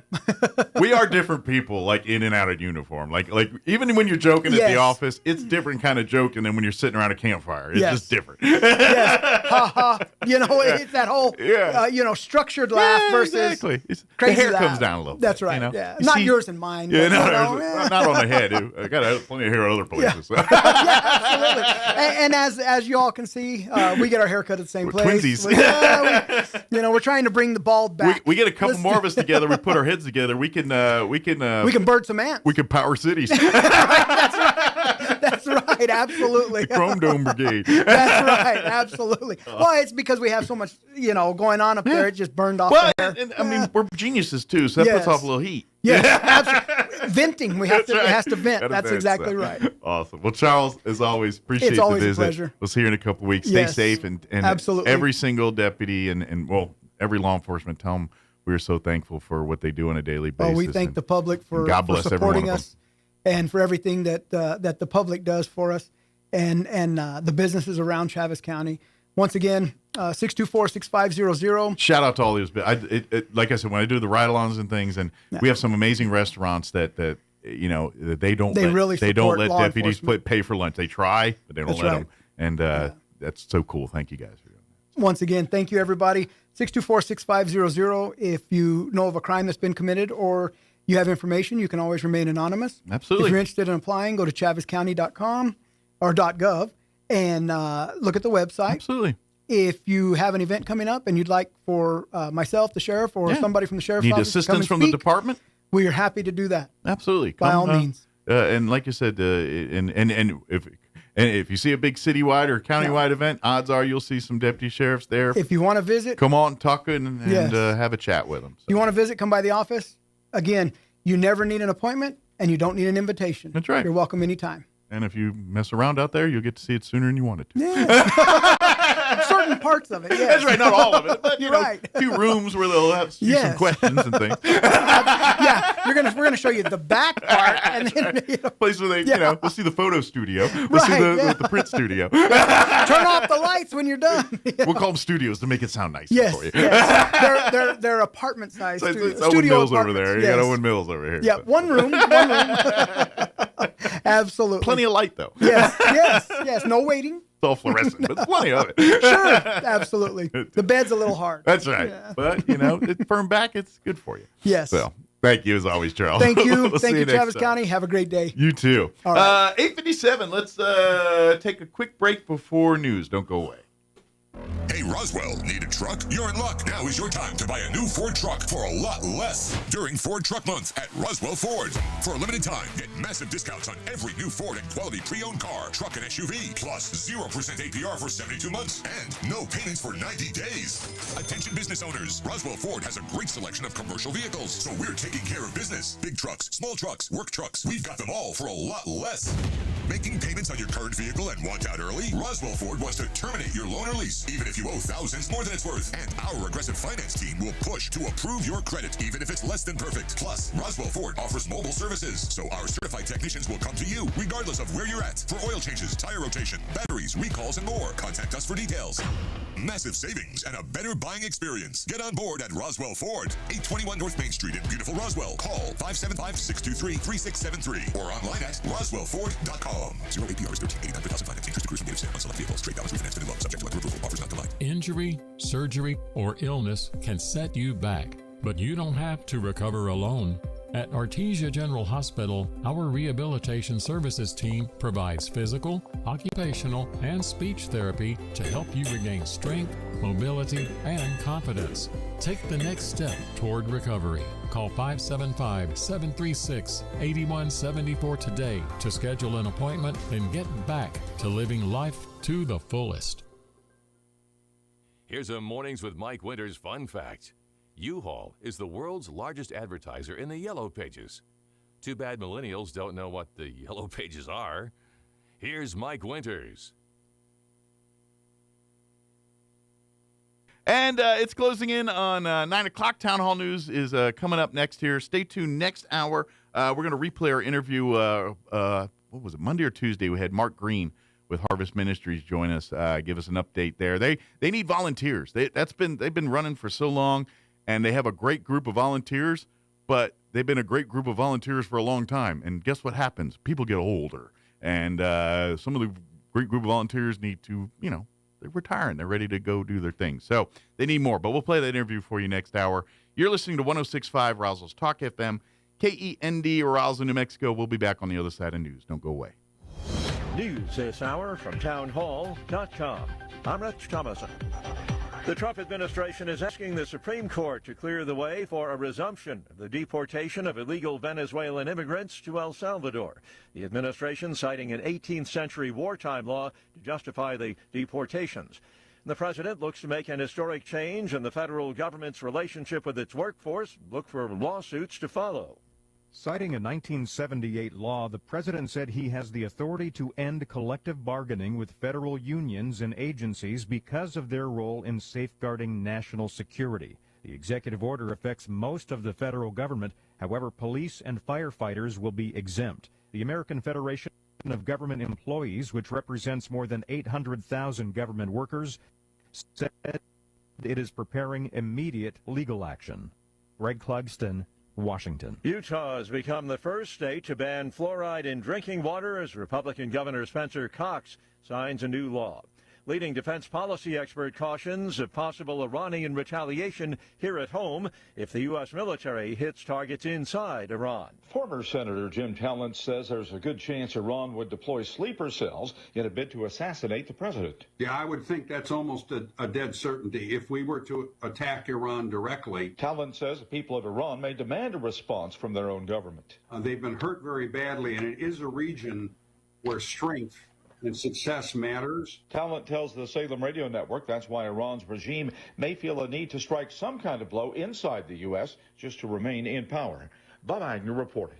Multiple high water rescues across South Texas, intense thunderstorms in the Rio Grande Valley have unleashed flash floods. Wall Street losing ground following updates on inflation and consumer sentiment. The Dow is down more than 500 points. More on these stories at townhall.com. Everybody wants cheap airfare, but where do you find it? You call low-cost airlines. Their prices are direct from the airlines, and they're so low you can't find these fares published anywhere. They specialize in cheap flights, discount hotel rooms, cheap car rental rates, and great package deals anywhere around the world. Wherever you want to go, they can help you get there cheaply and with a best price guarantee. If you want the lowest prices on your airline tickets or other travel services, call now. That's right, call. That's the only way to get these rates. Experts are standing by 24/7 to get you the cheapest airfare and hotel rates available. So don't wait. Call right now for the lowest travel prices anywhere and for great last-minute travel deals too. Call 866-755-5300. That's 866-755-5300. Again, that's 866-755-5300. Call us right now. Suspected U.S. airstrikes pounding sites across Yemen controlled by the country's Iran-backed Houthi rebels, including neighborhoods in the capital city. The extent of the damage from today's attacks not immediately clear. The number of strikes appear especially intense compared to other days in the campaign. It began back on March 15th. Initial reports from the Houthis describe at least 7 people being injured in the attacks, which the rebels have held the city since 2014. King Charles has waved to well-wishers in central London as he headed his country estate in western England. Charles' appearance earlier today came one day after he was briefly hospitalized because of the side effects from a scheduled cancer treatment session. Buckingham Palace says Charles canceled planned engagements on Thursday afternoon and also today on the advice of his doctors. The palace not providing details about the temporary side effects the monarch experienced. News and analysis at townhall.com. A proposed Muslim city in Texas is under investigation. The Texas State Securities Board launches an investigation into the East Plano Islamic Center for potential fraudulent activity with the development project. The project is called Epic City, an all-Muslim development northeast of Dallas that would include over 1,000 homes for Muslims only, a new mosque, a Muslim school, and a Muslim community college. Epic is one of the largest mosques in North Texas and has been accused of promoting Sharia law. State Attorney General Ken Paxton also launched an investigation into the real estate development project. Tasha Stevens reporting. Some judges continue throwing roadblocks in the way of the Trump agenda. In this case, federal judge in Illinois temporarily blocking the Labor Department from implementing parts of the president's executive orders. The orders aimed at curbing DEI efforts among federal contractors and grant recipients. More on these stories at townhall.com.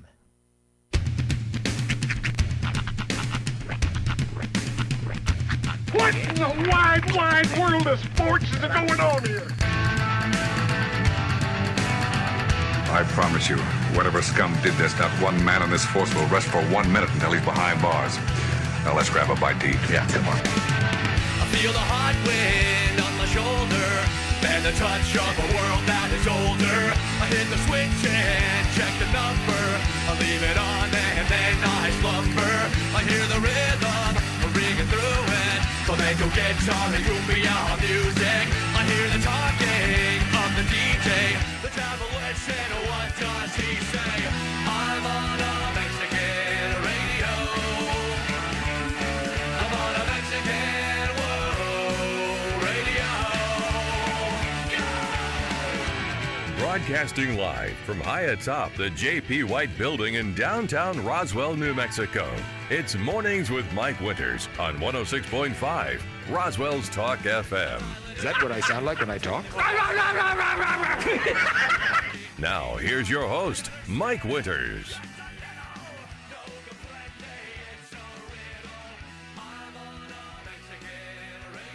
And good morning. It is 6 minutes after 9 o'clock. Welcome to hour number 3. Tres Inviernos of Mornings with Mike Winters, right here on 106.5 Roswell's Talk FM. Happy Friday. Ah, yes. Yeah. And I got short-itis. I ain't gonna lie. No, I understand. Well, you know, I'm ready to get out of That's town. just how God. Oh, you mean? Okay, I'm sorry. Oh yeah, that too. But, I just assumed you were talking. Hopefully I got more on the weekend on that one. But, but I'm ready to get out of Dodge. Yeah, I'm ready for a little R&R. Yeah, for sure. And you know what? While you're up there, you can join your R&R. Mm-hmm. You can catch some Nar. Oh. Go ziplining. I could. Yeah, you should. So if I have a fear of heights. Yeah. It's So why time to would I face do that fear, my friend. I've faced it enough times in my life. I don't need to face it anymore. Dude, so I've faced it enough to know I still don't like it.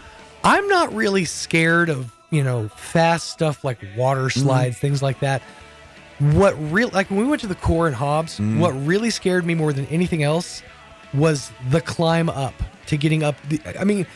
In fairness, it is a concrete structure. Yeah. I had to keep telling myself that as I was walking up these stairs. This is a concrete structure. It's not going anywhere. But when you're like at like a water slide and it's just like scaffolding attached to, that's terrifying. Yeah. I hate heights. I've never liked heights, but through scouts, through military, I've done the rappelling, the rock climbing. Sure. I've climbed poles. I've done all kinds of things, and so I've done enough to know that I can survive high. But I will never seek opportunities to do it if I don't have to. Right. Oh, dude. There's a movie that I can't even get through the trailer of it.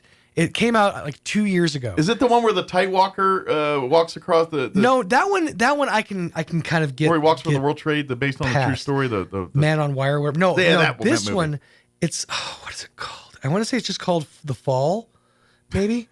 It's these two. Spoiler alert! Jeez.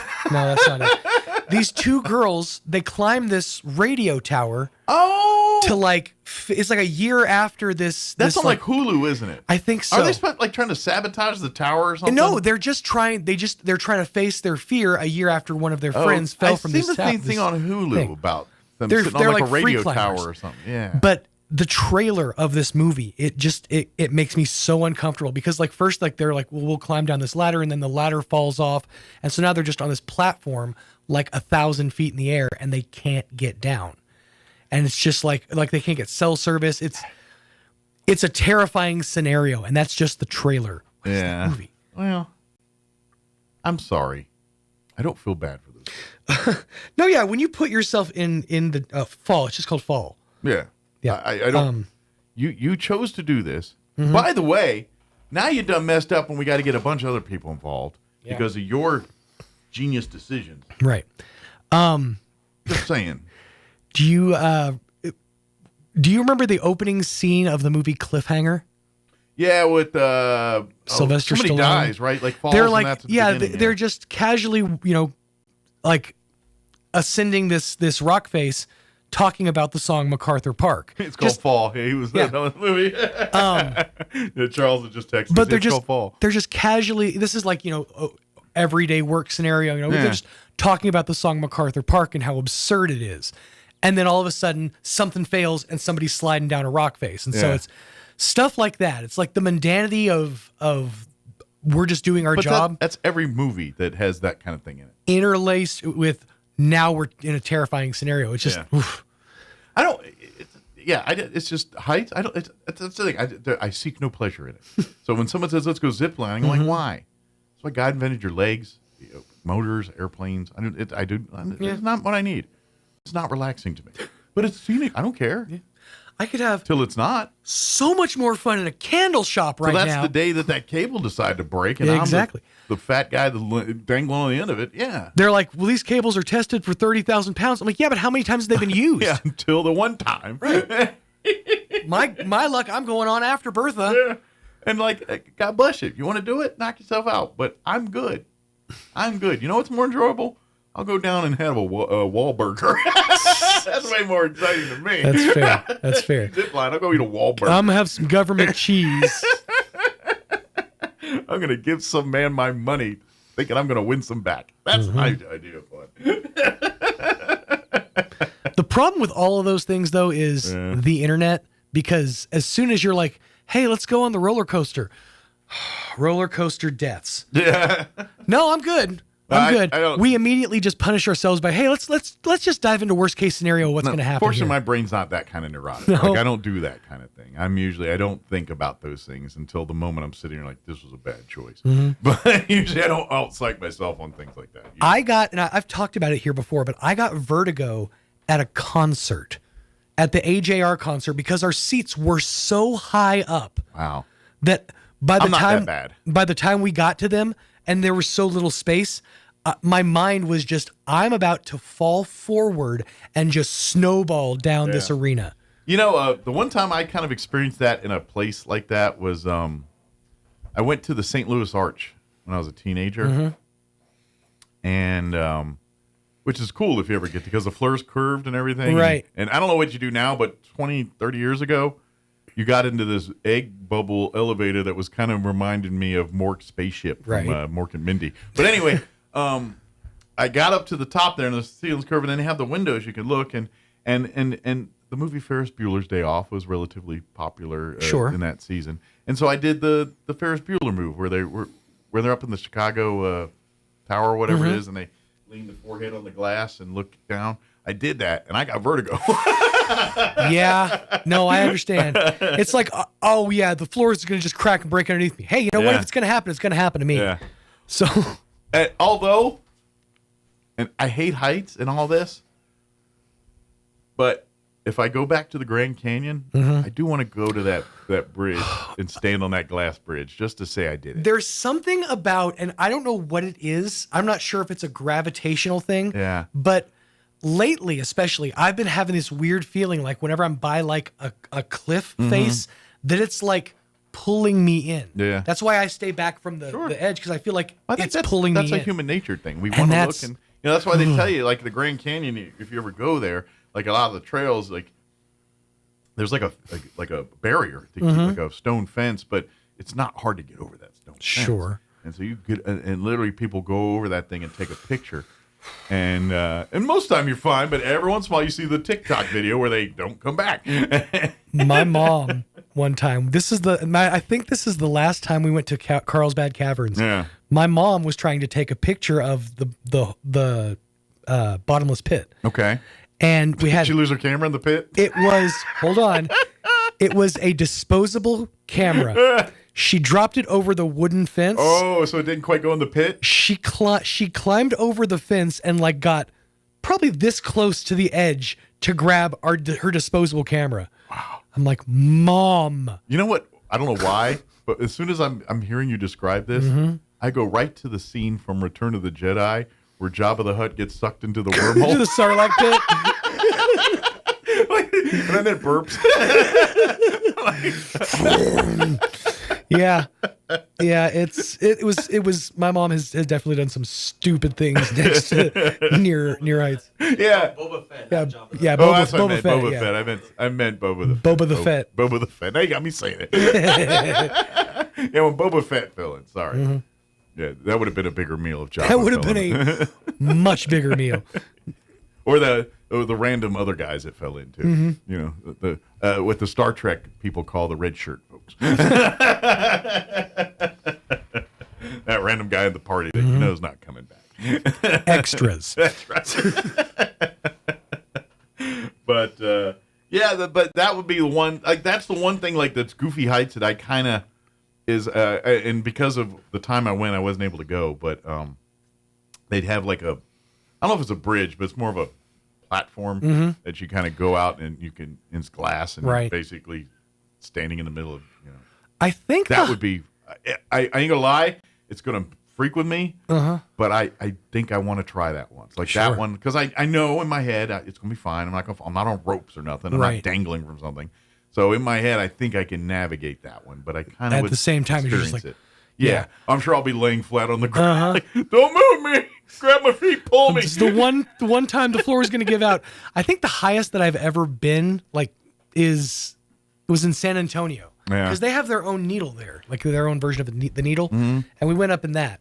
And the thing I remember the most about it is the entire structure swayed, and that was just very off-putting. Super skyscraper types, and they do get tall. I would this is why if you ever go to D.C., do the Washington Monument. Yeah.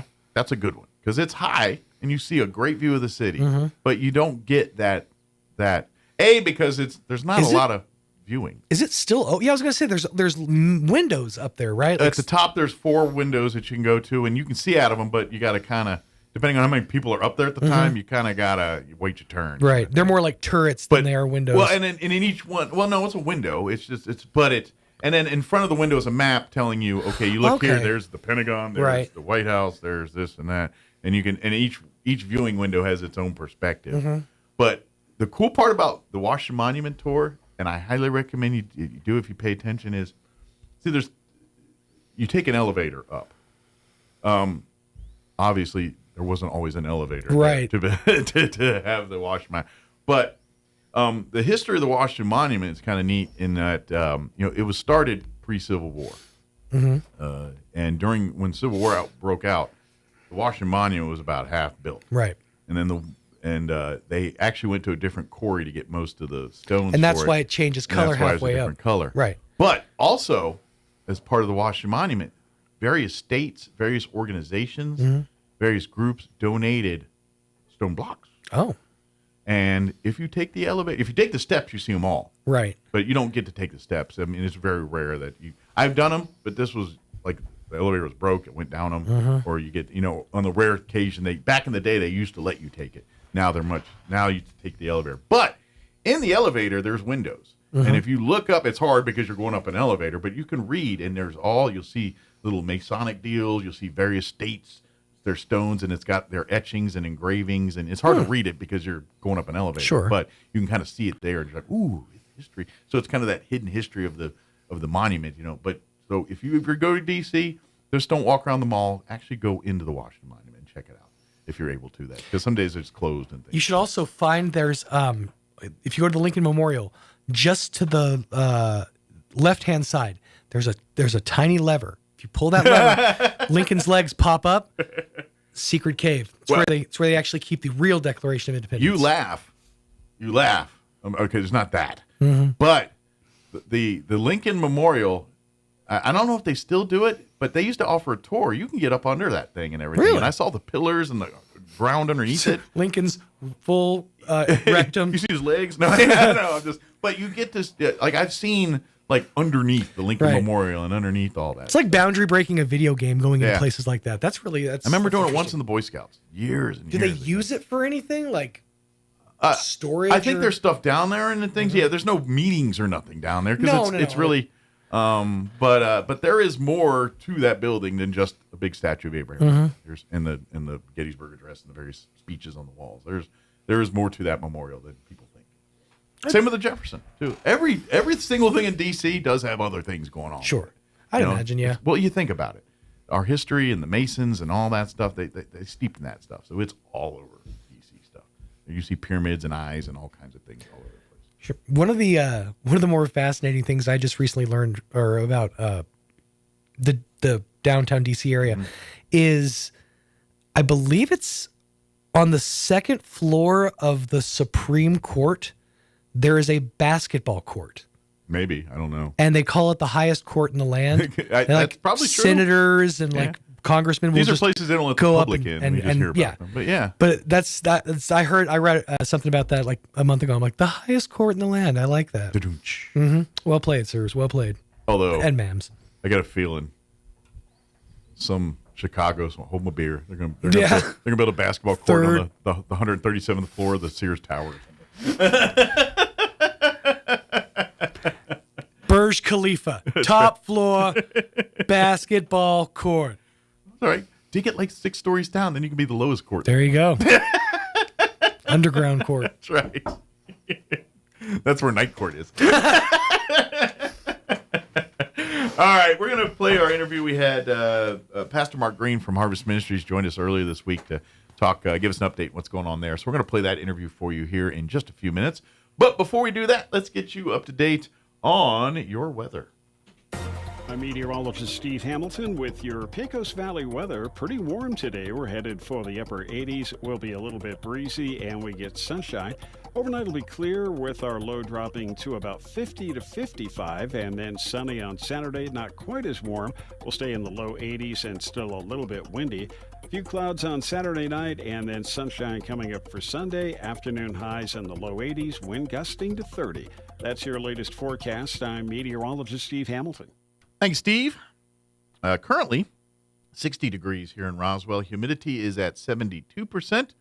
Winds, according to my thing, are a little gusty out of the south at 14. However, my trees don't seem to be doing that, but I don't know. Maybe maybe it's misleading. But anyway, for today, we are looking at sunny skies and warm, a high of 87 expected.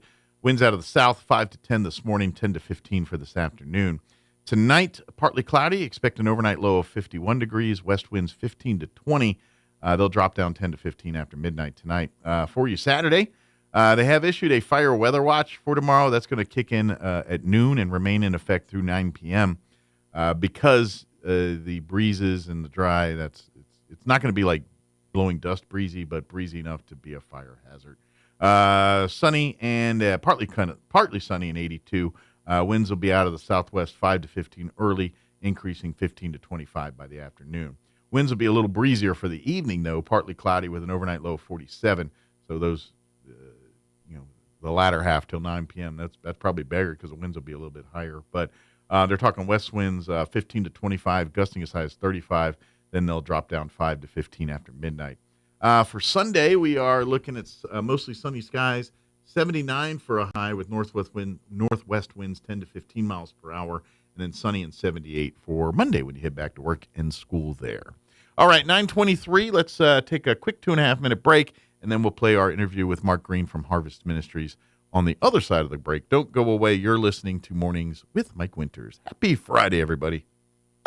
Spring is here, and we're turning up the heat during the Sizzling Spring Sales Event at Roswell Honda. Now through Saturday, save thousands on a sizzling selection of vehicles. Take $5,000 off a new 2025 Honda Ridgeline or $6,000 in total savings on 2025 Honda Odyssey. Or how about a 2023 Ford F-150 XLT, just $528 a month. Then join Roswell Honda this Saturday for free lunch and your chance to win a 5-burner all-black gas griddle. Drawing at 1, must be present to win. Get the deal you deserve during the Sizzling Spring Sales Event at Roswell Honda, 2177 West 2nd. Renting your tuxedo has never been easier. At Hippie Chicks, we have name brands like Michael Kors, Kenneth Cole, Couture, Allurman, and Mod, all in ultra slim and slim fit styles to flatter every shape and size. Stay cool and comfortable with Performance Stretch and Cool Max technology, because men's formal wear should feel as good as it looks. And renting is easy for prom, graduation, and your end of school parties. Just choose your style, try it on, and return it hassle-free. And right now, order before April 1st for your chance to win $100 cash. Visit Hippie Chicks today, 802 South Main in Roswell. Look for the VW The bug. Rocky Mountain Elks Foundation salutes hunters in the role they play in providing critical funding for conservation. Celebrate how hunting is conservation at the Rocky Mountain Elks Foundation Annual Banquet, Saturday, April 12th at the Eastern New Mexico State Fairgrounds. The Roswell Banquet will take place on April 12th at 5 p.m. Get your tickets now at rmef.org and go to the New Mexico Events tab. Celebrate hunters at the Rocky Mountain Elks Foundation Roswell Banquet, Saturday, April 12th at the Eastern New Mexico State Fairgrounds.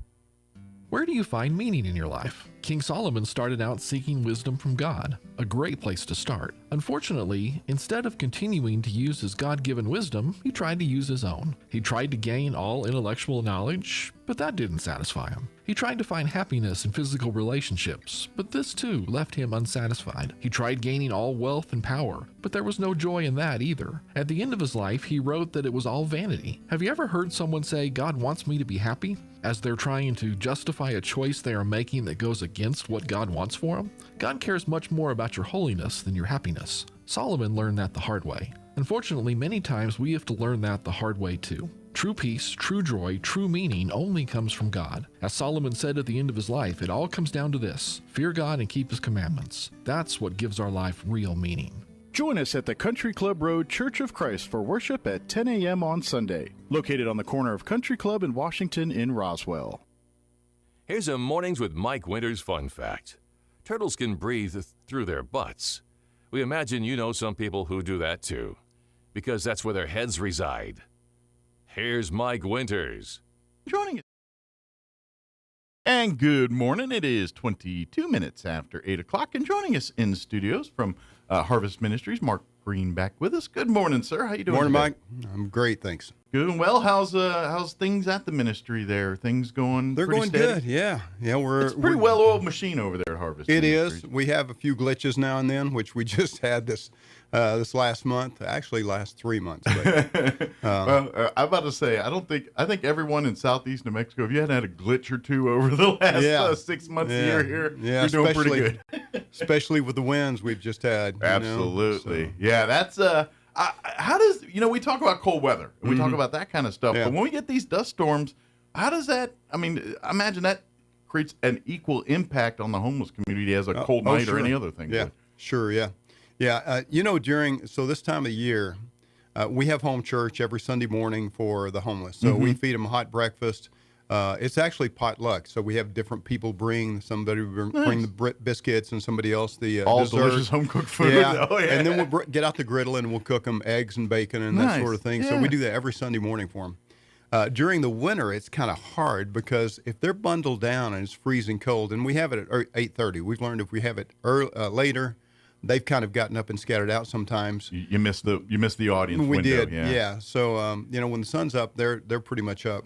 And then also, so all of our volunteers go to other churches. So our volunteers are from all different churches all over town. And so we have it at 8:30. So we go from 8:30, and by the time 9:30, we're all cleaned up and ready to go, and everybody can go back to their own church. Sure. But during the winter, you never know whether to plan for 5 or 25. Because on those cold mornings, if they're bundled down somewhere, they don't want to get out sometimes. So I imagine there's two mindsets: either the hunker down, or I need to get moving to warm up. Yeah, exactly. Yeah. But you don't know which mindset they're going to be so in. it could be whatever they feel like at that particular moment. Right. So it's really hard to plan for food during the winter. But when you come to the spring, summer, fall again, it's going to be more consistent, and they'll get out. And but we have learned if it's high wind, I don't know if that's worse than cold, because when it's a high windy morning, they will not come out. Interesting. I guess you find your sheltered place. Yeah. And it's just it's kind of like I'm a kind of a fan of those like survival shows where people go out and survival, and people that do that kind of thing. There's different schools of thought on that. One of them is gather as much food as possible. Others, they use the mindset of I don't gather as much, but I don't use as much, and so I do minimal movement, minimal things to conserve energy, to conserve. So I'm going to guess they kind of use a mindset like that. There's different ones, just like you said. So you'll see the people that are pushing around a grocery cart full of all of their stuff, and that's their mobile house. They take it with them everywhere they go. And you'll see them up and down. As a matter of fact, remind me to tell you something about grocery carts. But yeah, and so they carry everything they have, and others will try to stash it. But if you stash it, somebody else may find it. Sure. And so there are others that have the mindset they always travel as light as they can. Sure. So even if you're going to give them something that would help them, if it's going to be weight too cumbersome, they'll say no thanks. Or if they got to commit a bunch of effort to protect it. Right. If that makes sense. Yeah. I mean, that's like you said, because especially if they're staying in some of the homeless camps and things, there is a hierarchy in their own kind of form of government there. Yeah. that being said, it is a bit of take. If you want something and you need it, you take it, and you got to protect it if you want it. That kind of thing. And they really are a community within a community. Mm-hmm. They actually help each other out a lot. It's pretty amazing. They do. Absolutely, yeah. I imagine you'd be amazed at how communal it is over there. And I mean, once you're and this is why we always say what we say. If you want to help with community and help with homeless and get involved, partner through organizations like Harvest Ministries and things, because I get people want to just pay things forward, and I understand that. But if you're not prepared or equipped to go into the homeless camps or known to the homeless community, you're going to have a difficult time navigating that. Right. That's why if you use portals, for lack of a better term, like Harvest Ministries, and you really want to get in there, let people that have already kind of made headway in there bring you into the fold, so you come in as a trusted person that they can rely on for help and support, as opposed to someone that might have other ideas. Yeah, and so Mike, we want to help them get off the streets. That's our goal. That's the main goal. Yeah, we don't want to just feed them for today. Our motto you see on the side of our truck is hope for today, healing for tomorrow. So today, give them the hope that they need. Okay, it's going to be okay today, but try to help them get healing, so that tomorrow they're better off. Yeah, it's the at the end of the day, the sandwiches, the blankets, that's the Band-Aid. It is. We use that as the peace offering to come in, and then you can establish a relationship, and then you can start the healing process. That's where you can just had a lady come in yesterday, been working with her since the flood. So she wasn't homeless until the flood, but then she lost her apartment, and then she didn't have, because all of the rents they've gone sky high. Sure. So if you lose your lease, the next time you're going to try to sign a lease, it's going to be, it's going to be $200, $300, $400, $500 more. It is the world in which we live in. And so I was notified of the lady who was living in her car at Walmart. So went out there and we helped her get into a hotel, I think, for a couple of months, and worked with Casa and Alianza and some of the others to try to get her on the system. And just yesterday came in, I was able to get her a letter verifying that she's homeless, and so they're going to work with her to get housing. So that's what we want to do, find them where they are. Absolutely. Work with the other agencies that can work with us, coordinate with us, and they want to coordinate with us because we know them. They say, do you know them? Are they truly homeless? What is your relationship with them? How have you helped them? It just makes me laugh that you got to have a letter to say you're homeless. No, absolutely. It seems wild, but I guess, in government, it is, It's how the thing moves. I have to have a certified letter that says that they're homeless, they're clients of ours, we've been working with them, and that's... You have to vouch for them, basically. Yeah, absolutely. So they can get a free birth certificate from the county here if they're homeless, and also their driver's license. So I used to pay $10 every time, I would try to help somebody get their ID, and they finally said, hey, you know what? If they're homeless, excuse me, you don't have to pay.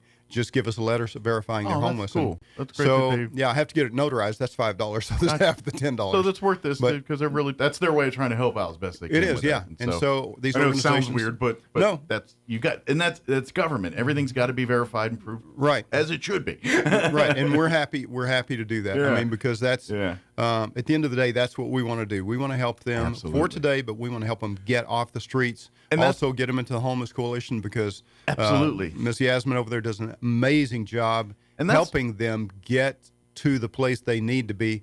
They save their money, they open a bank account, they do all of this kind of stuff. Create a foundation for them. And then we work with them to get their ID, and then once they've got that, at least they've got something to build on. Absolutely. Without an ID, you can't get a job, you can't get an apartment, you can't get benefits. You don't exist. You don't exist. Yeah. So we help them get not just their ID, we help them get their identity back. And this is why we say partner through Harvest Ministries. Exactly, because we really have, we have overwhelming needs, overwhelming just priorities that have to be taken care of here. However, I believe through Harvest Ministries, through some of these the Homeless Coalition, the Hive, and things that are going on in town here, we've got a good network to start the process. And I think this is one of these things where I get people want to do the thing and help out on their own and go, let's work together to consolidate resources, because if all of us are running around trying to gather the same things in different, it's kind of counterproductive. So it is. So let's partner together, funnel through Harvest Ministries. Say, all right, let's coordinate. All right, you guys are working on this. We'll focus on this. Yeah. And trust me, this is the only way we're going to make a good enough dent to make this not a problem anymore. Right, and it's always going. There's always going to be. Oh this yeah, situation. you can't make it go away completely. But the more people we get off the streets, the better for them and the better for our community. Absolutely. And so that's what we're working for. You know, one of the things too that we do try to help them with sleeping bags. You know, that means they're going to sleep on the sidewalk somewhere. Yeah, probably they're going to sleep there anyway. But they live through the night. The difference is, they're not going to freeze to death Not at going to night. be a popsicle when they wake up. In the morning. And they steal people's golf carts. The golf carts, not golf carts. They probably could if they would. No, shopping carts. Shopping carts. Yeah, shopping carts. That's the highfalutin. I actually did have my golf cart stolen one time. Interesting story. I feel there. like you're not going to keep that very That long. was actually in New Jersey when I was a chaplain at a racetrack in New Jersey, and so I told some of my Italian mafia buddies, "Hey, my golf cart got stolen." They came back and said, "Hey, we found out where your golf cart is. We told them they can either give you the money back, give you the golf cart back, or we'll let our friends take care of them." And I got my golf cart back. So, sometimes the neighborhood takes care of things. Yeah, exactly. I didn't ask for anything. I just shared. That's right. But anyway, I did get my golf cart stolen. But I'm talking about shopping carts. So when Big Lots went out of business, we said, well, let's go see what kind of equipment, shelving and stuff like that Sure, that maybe we need. find some use out of it. Yeah, and we did, got some pallet jacks and things like that. But they were selling all their shopping carts as well. We thought, you know what? For some of these people that we work with all the time. Sure, rather than stealing from stores. Right. We'll say, okay, you know what? You work with us and we'll work with you. Let us help you out. We'll loan you a shopping cart. You don't have to steal one. You can, whatever. Kind of like those scooters around. Yeah. So we bought most of their shopping carts. Okay. Yeah. Nice. And especially the little cute ones. They've just got a little shelf on them. Yeah, you can put like 3 or 4 things in it. Yeah. Perfect little things. So we bought, I think, 15 of those, and then about, I don't know. We bought most of the other shopping carts. Okay. So then when we went to pick them up, the manager said, "Pastor, I'm sorry, but people stole every one of those little shopping carts." He said people kept asking us if we could buy them. And we said, no, they're already sold, because we bought them, but we had to let them keep using them until the store closed. They needed to get a business to run. And he said, we kept telling people, no, they're sold. But he said people would take their stuff out and throw them in their SUV, throw them in the back of their truck and drive off with them. What are you going to do? Yeah. So if you know somebody that has a little shopping cart from Big Lots, the rightful owner is Harvest Ministries. All right, no questions asked. Just bring them all. Yeah, by. Just bring them back. We could really use them. They tried to compensate by giving us some other stuff we didn't need, but that's what we needed. Well, it's nice that they at least. He said, "Well, I hope you can find them." Sure. So anyway, if you know of anyone that's got a small shopping cart from Big Lots, it belongs to Harvest Ministries. I'm pretty sure they got the logo Big Lots. Yeah, they do. Please ask them to bring it back to us. So, but we did get to keep some of the big ones. So good. Yeah. But yeah, if you got them and just or if you know someone, you might suggest, hey, that's really stolen property right there. Yeah, you're and it's not stolen from a store; it's stolen from a church. Yeah, it's a nonprofit that you're taking from. Now. Right. This is something that this is going to go to someone less fortunate than you. Right. No questions asked. Just go and just bring them on to buy or whatever. Even if they just magically show up at the front door one day, I guess that'd be all right too. I don't care how it gets back. I would be happy to have them back. You don't have any Italian friends around town. That was who I worked for. Oh, I got so, actually, and they're always good to their pastors. They're good to their own people. Absolutely, so they were very, very good to me. No, they were really great people. But they had connections to ways of getting things back. But anyway, no, I don't want to go down that road. Sure, here, but if someone's listening or knows someone, that would be helpful. It would be very nice to get those cards back. Yeah. But that being said, we are looking for volunteers. Yes. Like we were talking earlier, but we need folks to help run the day-to-day operations at the ministry as well, or at the shelter, all the stuff. Right. We do need volunteers, and we've always had a great base of volunteers, but like I said last time, a lot of our volunteers are in their 70s, 80s, They've been doing this for 90s, 20 plus years and 20 years. Yeah. Some of them have been here for 20 years. I imagine that. I don't think you have any original. We do. Oh, is there one like an OJ from the very beginning? We have 2 original, Alberta and Tarleton Curry. Those 2 are awesome. They're the most wonderful people, and they've been volunteering for 20 years. They've been there since the beginning. Well, yeah, absolutely. And I'm going to take a stab. You need some younger backs, people that can move heavy things, so these poor folks don't have to be doing that all. You're exactly right. So when we're unloading a pallet, and each one of those boxes weighs 40 to 60 pounds. When you're my age, I'll be 70 here in a couple of years. So yeah, it's you think twice. I always do that. By the way, I would have never guessed you're near 70. I would have. I've been about 15 to 20 years younger. Thank you very much. So no, I always do the lift test. Yeah. I pull on it, I lift it up, and I think, should I or shouldn't I? Right. If it's the shouldn't I just put it back down and try to get somebody else to help me with it or get it. But yes, we do need younger people. Even when I was in my 40s, I could still do everything I could do in my 20s. And when you hit 50, as people say, the check engine light comes on. That's exactly where I'm at right now. Where I have in my head.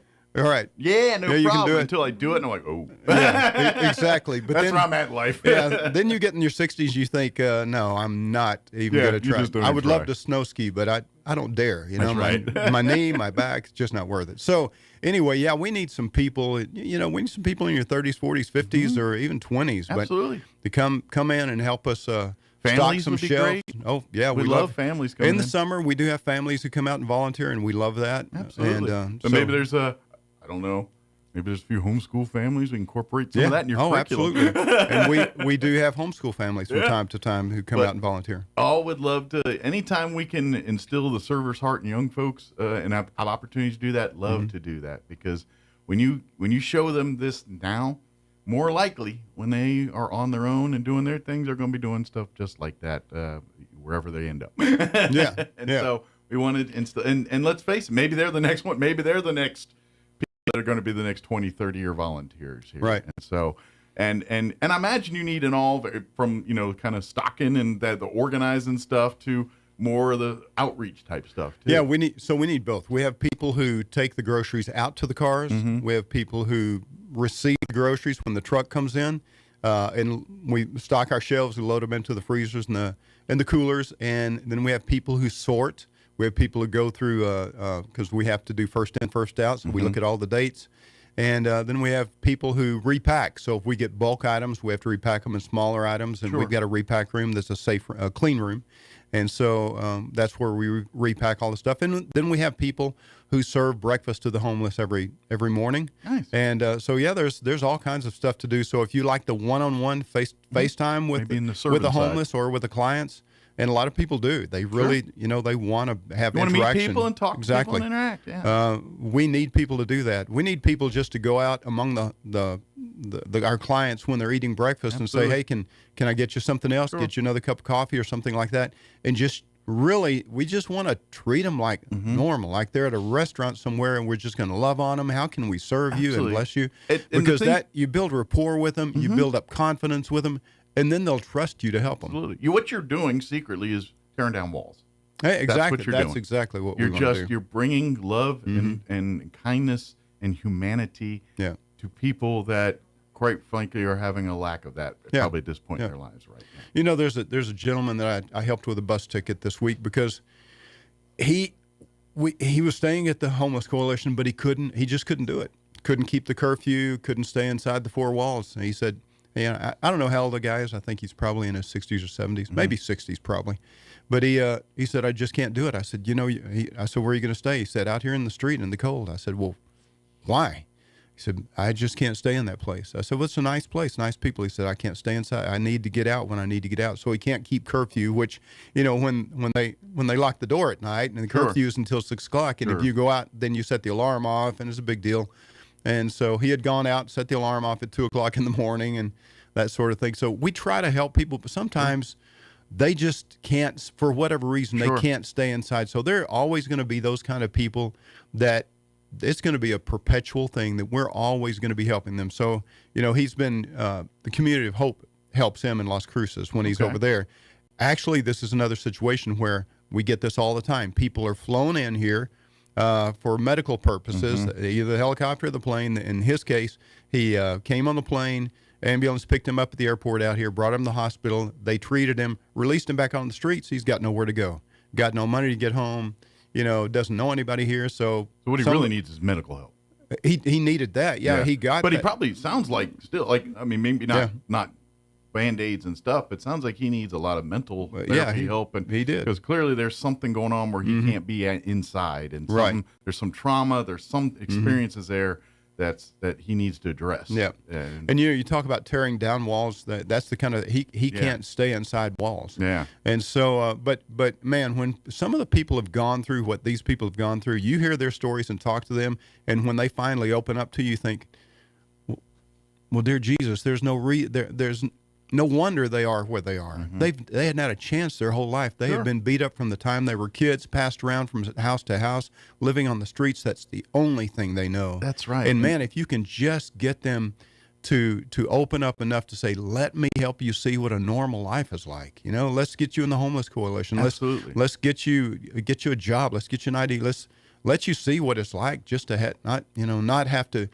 struggle every single day of your life just to think, what am I going to eat today? Where am I going to stay tonight? Who's going to beat me up tonight? Who's going to rob me? That sort of thing. Just to be able to live a normal life. Most of us don't realize, especially I'm going to say people listening right now, how blessed we are in our lives and the things we absolutely. And sometimes it takes a whole lifetime to learn it, but we all aren't dealt the same deck of cards when we're brought into this earth. Yeah. Not all of us are handed the straight flush.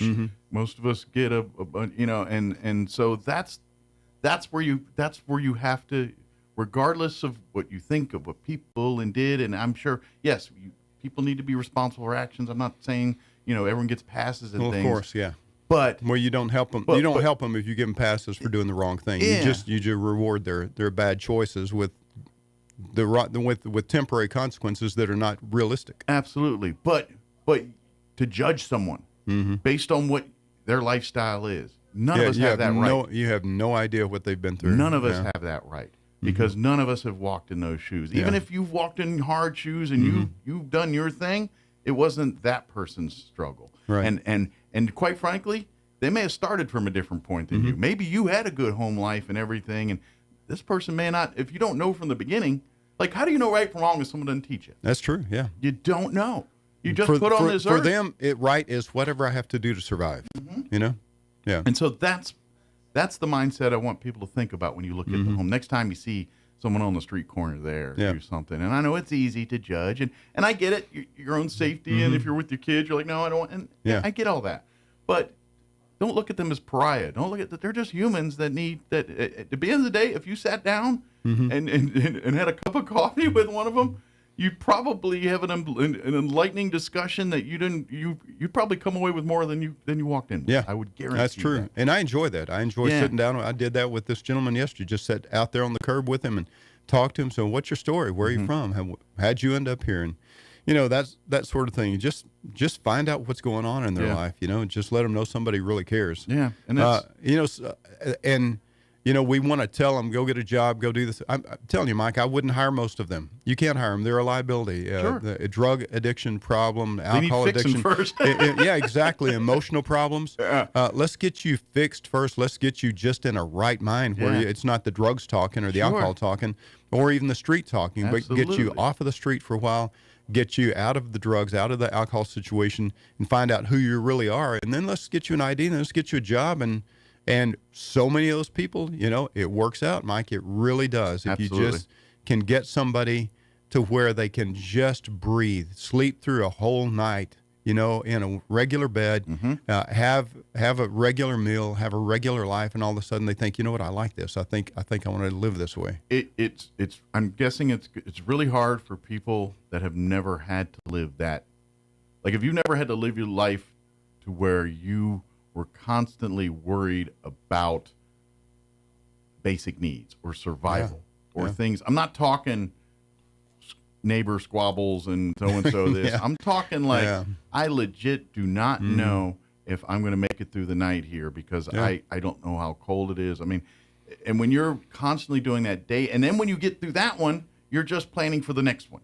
And like you said, if you just have a moment where for a half a second you're not worried about where you're going to eat tonight, what you're going to eat tonight, where you're going to stay tonight, who's going to attack me tonight, whatever fears that that goes out there, I'm telling you that your brain, the human brain, does amazing things to protect you from the most awful stuff and all that thing. And really, that's the thing. These folks' brains have been built creating the walls, creating the self-defense mechanisms, everything they can to survive. And Mike, you know what it's like when you have a sleepless night. You know, you wake up at 1 o'clock and you look at the clock, you think, oh, I got to go to sleep. And it's 4 o'clock and you're still, maybe I can get 2 hours of sleep left. Yeah. You know, you end up getting 2 or 3 hours sleep. That next day, you're in a fog all day, right? Your mind, you're not thinking clearly, you're not sharp. Imagine living that way 365 days a year. You know, it's no wonder that they can't think right. Get them off the streets, get them in the homeless coalition, let them have a regular night's sleep, and then wake up the next morning and think, hey, I can think a little clearly today. Yeah. And this is where, but this leads to the other stuff. So when they're saying, well, they're drug addicts, they're alcohol. Well, guess what? You know why they got that way? Yeah. More than likely, it's because they're dealing with this, and the brain, well, they want to medicate themselves. They want to feel better. And guess what? The drug made them feel better, even if it was for 30 minutes. And if they weren't on drugs or alcohol before they were on the streets, if they've been on the streets for a year or so, I guarantee you they're on drugs and alcohol now because they have tried so hard to medicate their pain. Almost the only way to survive at that exactly. point, unless they got some kind of constitution that is unhuman. But there's hope. There's hope. We help get them off the streets. We help feed them every day. We love them. We give them the love of God. We tell them that God can change their life, give them a new beginning, give them a fresh start. And tear down the walls. That's right. And so that's what we do every day. That's why I love what I do at Harvest Ministries. I really do. And I mean, what's better than that? You go to work every day and you love God and you love people and you feed the hungry. You see hard stories every single day, but you also see the successes every day. Oh, absolutely. And that's where, ain't going to lie, volunteering there is going to probably run the emotional gamut, but I'm going to take a stab. At the end of the day, there's more happy tears than sad tears. Yeah, it is. It's good when you finish the day and you think, okay, we've done what God called us to do today. Yeah. And also, like, this has just happened this last week. So here's something else I need to say before we run out of time, and that is that we needed to put new flooring down in Harvest. Our carpet was 15 years old, and it's had a lot of you guys will use a lot of to kind of heavy traffic on it, yeah. And so we're going to replace the carpet, but in the back of our freight room had big cracks in the concrete, and every time the environment will come in and they'll check us for everything. We always pass. I want to ding you on that. Yeah, we always pass with flying colors, except they always say, you can't clean this floor properly with all those cracks in it. So we said, okay, let's bite the bullet and get it fixed. So we were supposed to be able to do half of the building, seal it off, and they were going to do half the building. And then we'd do the other half of the building that way we could do it without closing. But when they got in there, we thought, you know what, this chemical they're going to be using to do the floors, we really can't be in the building. And then another issue came up, and they said, now we're going to have to do there's some problem with the concrete. We're going to have another company come in. We actually had to be shut down for 3 weeks. Oh, wow. Yeah. And so people are saying, hey, Harvest is closing their doors. They're going out of business. Not for good. We are not going out of business. So we never stopped working. We kept picking up from the grocery stores and from all of our. So you guys went remote for 3 weeks. So what we did then was everything that we picked up, we distributed to the other agencies here in town who were giving food out, and we continue feeding the homeless every morning. So we kept feeding the homeless out of the chapel in the back, and we kept distributing food to the other agencies who were distributing food. So we didn't stop working, and we didn't stop distributing food. We just stopped opening our doors for food distribution. Gotcha. The building wasn't available, but the ministry was going. Right. So we basically had to vacate the building for three weeks. And so we went straight from the truck to the other agencies, or from the truck to what we needed. We actually prepared for the homeless before this ever happened. But just to let everybody know, we are in good shape. Matter of fact, we're in better shape than we were. Floor's nice and brand new. And shout out to Liberty Coating and Justin Owen. They did an amazing job. Good. Brandon Arnold at Custom Construction. Those guys worked a couple of nights. They worked till 9 o'clock at night to try to get this finished so we could get open. I mean, that's awesome. They really busted it to try to work with us, get everything done. Sure. So those guys were awesome. Their business did an amazing job. So they understood the importance of the mission. They did. Yeah. So we're open, ready to go, and receiving clients. And we never have been shut down. We just diverted everything for a while. We just had to turn out the light at the building for a minute. We did. But the trucks kept running, and the homeless kept being fed. And that's something too we haven't talked about in this conversation. But Harvest Ministries is kind of the distributor for other food organizations. When you hear the Roadrunner food banks and all that, they come to Harvest to bring that stuff, and they dole it out to the other agencies and stuff. Right. So we're the hub for distribution for Chaves County for Roadrunner. Yep. So we distribute to any of the other Roadrunner agencies that give out food. they get from Rotor. They also get from us from the what we pick up from local stores and all of that. Gotcha. So we distribute that to them as well. So you get from them, but also add to the add to the list a little bit. Almost half of what we get in goes out to other agencies. About half goes out to all of our clients. And all stays here in Chaves County feeding folks. And it all you'd be stays here. amazed the amounts of food that come in and goes out as quick as it comes in. Yeah, this last year we were, oh man, I forget. I don't have the figures right in front of me, but we're over 900,000, so we're close to 1 million pounds last year. Usually in the beginning or end of the year we talk about statistics. Yeah, right. But I'm 3 months into it, so I've forgotten. But it was. I know this year we were just short of 1 million pounds. Good deal. Yeah. It's good and bad. It's great the food's there, but it's bad that needs that great. Right? Yeah. And also we've got our letter carriers food drive coming up on the 10th of May. So that's usually around the May time frame. So that's month and a half away just to put the bug in everybody's ear. We'll be back and talking about that here. Yeah. But please, I guess if folks are interested in volunteering, what's probably the best way to reach out to you? They can either call us 624-2415. Okay. 575. And or they can on Facebook send us a message on our Facebook page, just under Harvest Ministries, or on our website. Yeah, it's Harvest Ministries of Roswell. Yep. Yeah, and you can Google that; it comes right up. Or Harvest Ministries, or call us, or come by. Just stop by if you want to stop by. We'll give you. We do this all the time. We'll give you a tour of the building, show you everything that we do, and say, hey, you see somewhere here you could fit in? We'd love to have you. Yeah, we're right on Main Street. If you're not familiar, what's the actual physical address? 601 North Main. There you go. Yeah, two blocks from where we're at right now. 2 blocks north of the courthouse, and we can see it out this window right here. You can't miss it. It'll be right there. If you're heading north, it'll be there on your right. If you're going south, it'll be on your left. Mark, did we cover enough for now, or do we got? I'm sure we always got more to talk about. Yeah, I think we can. But folks, if you've got the time and the ability, we would love to have you, even if it's for a couple hours a week or whatever time you're willing to offer. We would love to have it.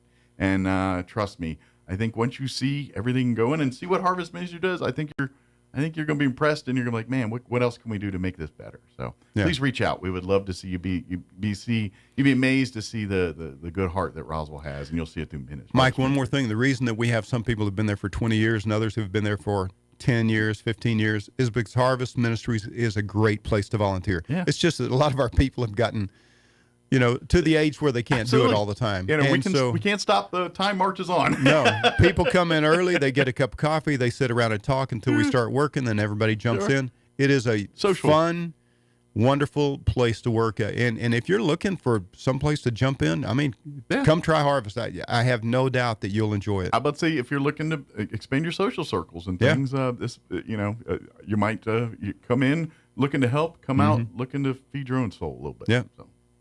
Well, Mark, as always, thanks again, Mike. Visit. We'll see you here probably in about a month or so, or a little less here, as we talk about the postal carrier stuff. But folks, reach out, and every time you see folks out there with the homeless and stuff, think about how you can help in different ways. Don't not handing the money in the street corners. Working through organizations like Harvest Ministries is the way to go. So, thank you, sir. Thank you, Mike. All right, it is 8:53. Let's pause for news and some stock report and some commercials. Don't go away.